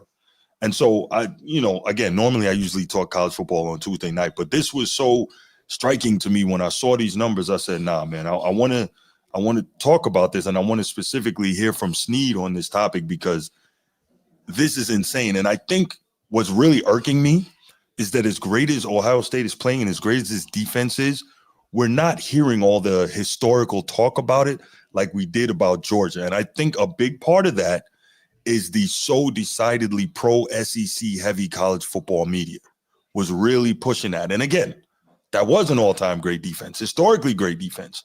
But we're not hearing the same level of, I'm not going to say hyperbole, but we're not hearing the same level of talk about the greatness so far, what we've seen of this Ohio State defense. And we need to.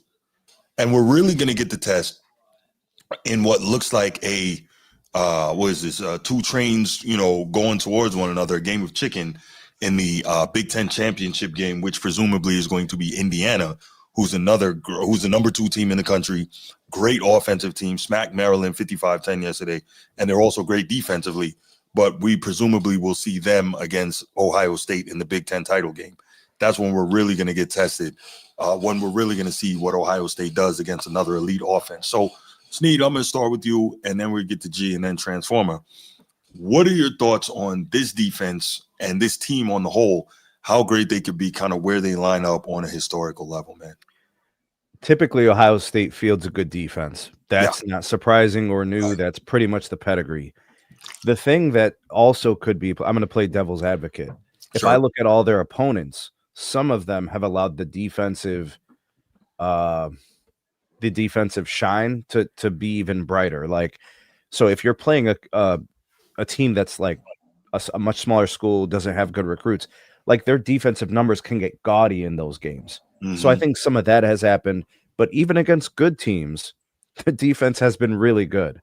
Like, if you look at how they played in week 1 against Texas, Texas had a hard time moving the ball. Yep. And I look at what happened with the exception of a couple mistakes against like Penn State.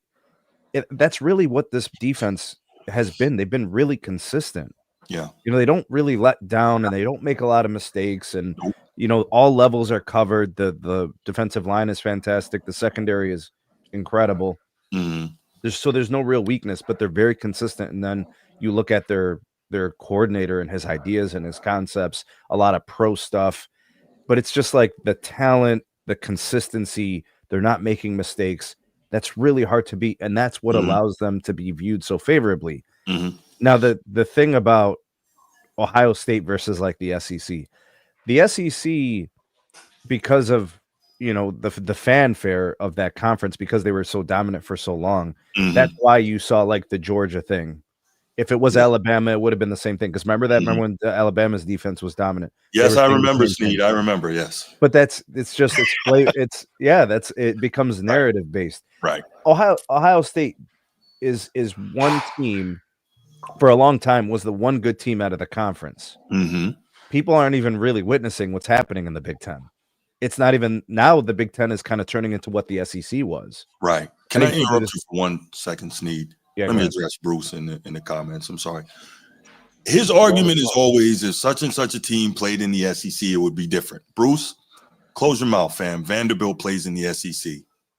Enough said. They're balling out. So I made sure I mentioned that in my thing. Like some of the big defensive games came against some of those crappy teams, which allows them to have these like, these extra games, I call them, where the team looks extra good, like defensively, for example, bunch of picks, turnovers. They give up 8 points or 3 points or whatever. Yeah. I'm counting all that too. But against good teams, they've still been good. Yeah. Like really good. Illinois is really good. They beat them 34-16. Washington is a good football team. Unranked now, but that's a good football team. Yeah. So they've been really good and they beat really good teams. And defensively, they have been the most consistent defense all year. This team makes very little mistakes on defense. You got the players plus the scheme and NFL coaching. I think that's a real deal. Yeah. No doubt. It's all great points. Sneed, Transformer, where are you on this, man? Because what we seeing from Ohio State, man, holy cow, they're for real. Let's start off by saying Ohio State sucks. I dislike them. Sneed gives them too much prop, too much vitriol, too much the Jazz. They suck. The Jazz, they suck. No, I'm messing with you, man. No, Ohio State has only given up double digits to 2 teams all year. That's elite. And they have not given up 20. They've not given up 20. They have not. No team has surpassed 20. But what you said earlier, because you said nobody's talking to them like the Georgias and the Bamas. Looking at their schedule, that's why.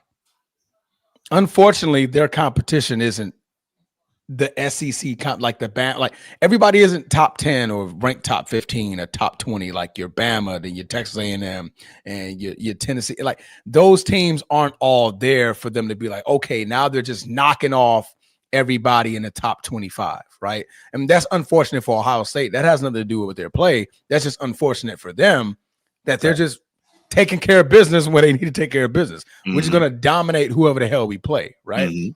That's more so the reason why you're not hearing too much about Ohio State because of that. And the SEC is all about the SEC. Everything is SEC. It's S and then E and then C. And if you ain't got those 3 letters up in your thing, then we ain't got nothing to talk about, right?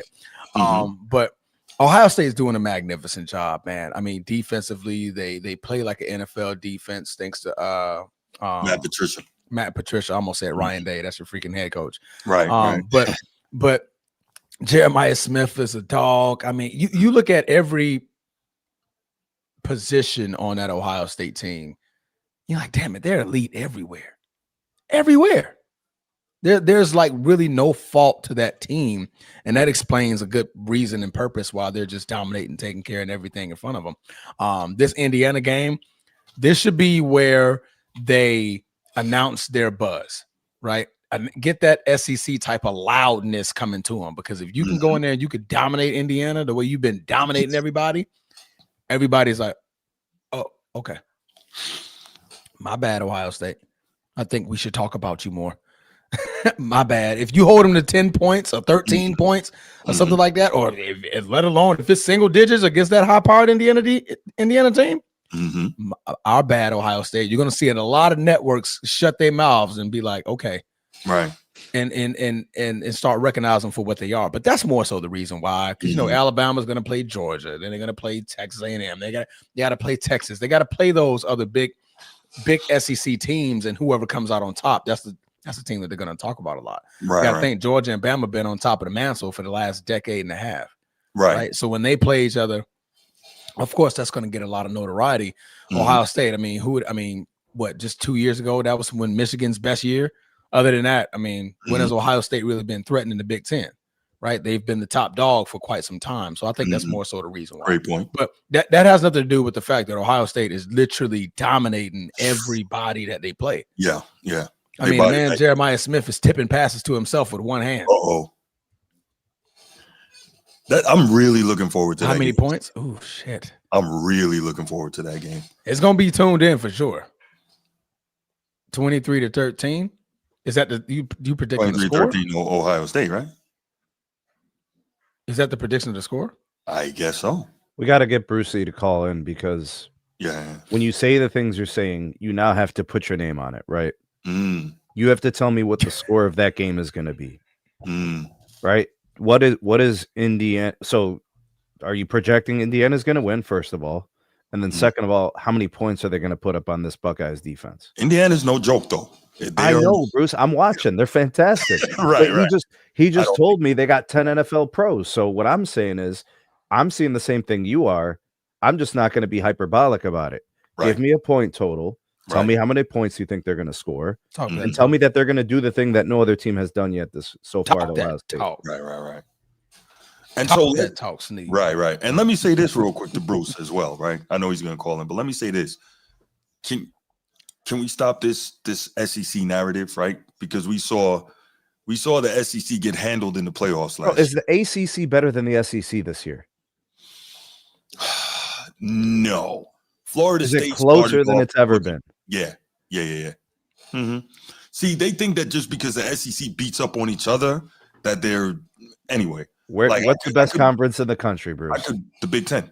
I could go down. Not because of Ohio State. No, they're a really good conference. But I could go down, and this topic is not about that. Maybe we'll talk about that another time and explain how and why and what were huge parts of the SEC winning all those chips. We'll get to that. But just real quick, and again, this is not an SEC topic, but since Bruce is saying what he's saying, we saw Tennessee get beat in the playoffs last year, right? We saw Notre Dame, the team that has no athletes, that sucks, and this, that, and the third. We saw them beat the SEC champion in the playoffs last year, right? Yeah. We saw Ohio State beat Texas last year. Yeah, when Bruce starts doing the hands, bro, you gotta stop this. No, real talk. Like, come on, man. Like, the evidence is there. Like, can we just be objective here? But people like to just say things just to say them. And I know that Sneed is like me. He doesn't allow people to just say things. Bro, so Bruce is in the chat. He said Sane is going to see a real defense. He was getting pressured every drop back yesterday, making throws 50 yards down the field. And let's not act like he didn't face a real defense against Texas. That's a real defense, a real SEC defense. Go figure. Talk that talk. Right, let's not act like it. Yo, I'm sorry, Brucey, but you're getting cooked, dog. Sorry, man. You did it to yourself. All right, let's open up the phone lines, man.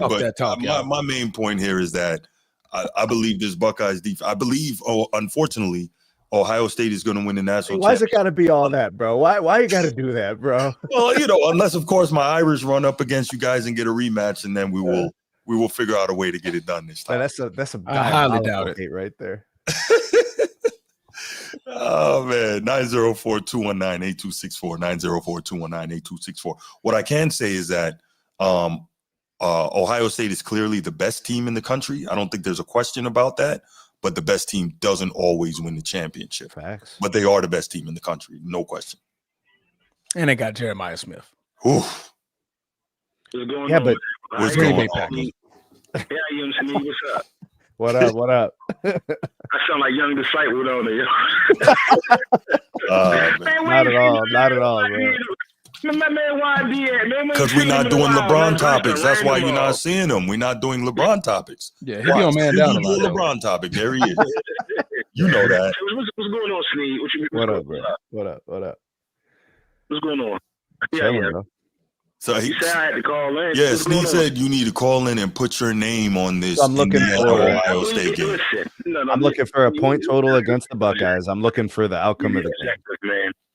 Ohio State defense is absolutely amazing. Yes. They got dogs Yes. all over the field. They are tough. I'm not taking nothing away from them. But they got a soft schedule, bro, and they don't. They're supposed to do with a soft schedule. You punish everyone you play. Okay. Understand what I'm saying? All I'm saying. I led with that, Bruce. I led with that. I mentioned that. If it was in the SEC, it'd be a bumpier ride. That's all I'm saying. All right. So we need a score. We need a score. Indiana versus Ohio State. Indiana going to beat them. It's going to be like a 23-13 game. Saying going to have a tough game.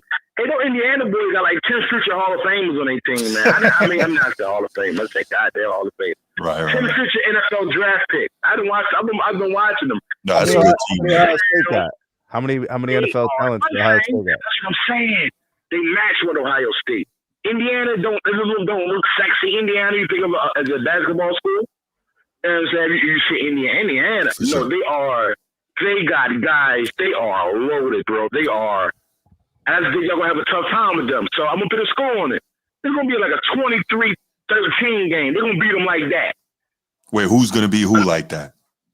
Indiana going to beat Ohio State about 23-13, something like that. 27-17, around that number. It'll be nothing crazy. I will tell you, Bruce, if that happens, I'm coming to you for the lotto. Right. I'm going to call Haram and I'm going to play the lotto and I'm going to make sure I give money to charity. Or me. I'm going to go with you. If they was in the SEC, the almighty SEC. You mean the team whose champion got beat by the Irish in the playoff last year? Those guys? With a team that didn't have a quarterback. I mean, come on now. No, we're not doing that. No. They're almighty. They don't need a quarterback. They could win with me out there. They're from the SEC, remember? They're from the SEC. No, man. They quarterback and they're going to win, right? Almighty. Mm-hmm. Yeah, y'all whatever. have a bumpier ride in the SEC. That's all I'm saying. Y'all playing a soft schedule. Y'all be Grambling. What the hell is that? Grambling? Ohio, not even Ohio State. Y'all beat Ohio, a Washington team, a Minnesota team, Illinois, Wisconsin, Penn State, UCLA. Then y'all got Rutgers next. Rutgers? What, really? Rutgers? Playoffs? What? Come on, stop that, man. Come on, but nobody's saying. Y'all not playing in no tough conference like Roll motherfucking Tide. We beat five ranked teams in a row. Y'all not playing no tough schedule like that. Now let's see when y'all play Indiana in the Big Ten championship. We will see. And I gotta go, man, because this game on. I ain't got no time to talk to you no more. What I want to know is, does Bruce know how many ranked teams beat Ohio State in the last 5 years? Oh. Okay, that's cool. I'm talking about this year. We ain't going in the past. Let's talk about this year. How many ranked opponents have beaten Ohio State this year? We'll talk about this another time, bro. Right now, I got locked in. I ain't got no time. The Baltimore play. Why you getting no time? Another time, bro. All right, brother. You have a great one, man. Thank you for the call. I talk to you, brother. All right, bro. Oh, man. I gotta admit, bro, his calls are the best. But seriously, he put a score to it. He 27 to 13. Damn, bro. Yeah, he definitely did. I respect that. All right. Well, let's leave it right there, y'all. Thank y'all, fellas, for joining me this morning. Appreciate it. It is 1300. Perfect. Right on time. Perfect time. Watching some football for the rest of the day. I got to take Ben to Wing Chun. So I wanted to game one in the car. I had one more thing, man. Yeah. G, man. Let's talk about that Ravens defense real quick before you go. Unmute your mic first. Then talk about that Ravens defense. We won Thursday. That's right. And only gave up 6. We'll take That's all I got. Yo, they just traded someone, man. Jair Alexander to Philly. Yeah. Got 20. No, he played like 2 games. 6-round pick. Yeah. And both of them. Get him out of here. He better not go up there and start balling. He better not go up there and start balling. I'm gonna be like, for real. You know how it goes, bro. We got to play him next week too. That knee ain't gonna hold up. Damn. Yeah, all right, y'all. Thank you so much for calling, man. Hit that like, hit that subscribe, hit that share, and hype one of these videos, man. Appreciate y'all. We will be back. Tomorrow night, maybe Tuesday morning. Don't know yet, but maybe Tuesday morning. Maybe Tuesday morning, yeah. Do the NFL weekly wrap up. And then Tuesday night we got the college football show. Wednesday night we back here with the 4 topics. So enjoy. If you're looking for more content and you're new that you haven't seen just check the archives. We got tons of shows on here, man. We do it. We appreciate all y'all being here, and we out. Peace.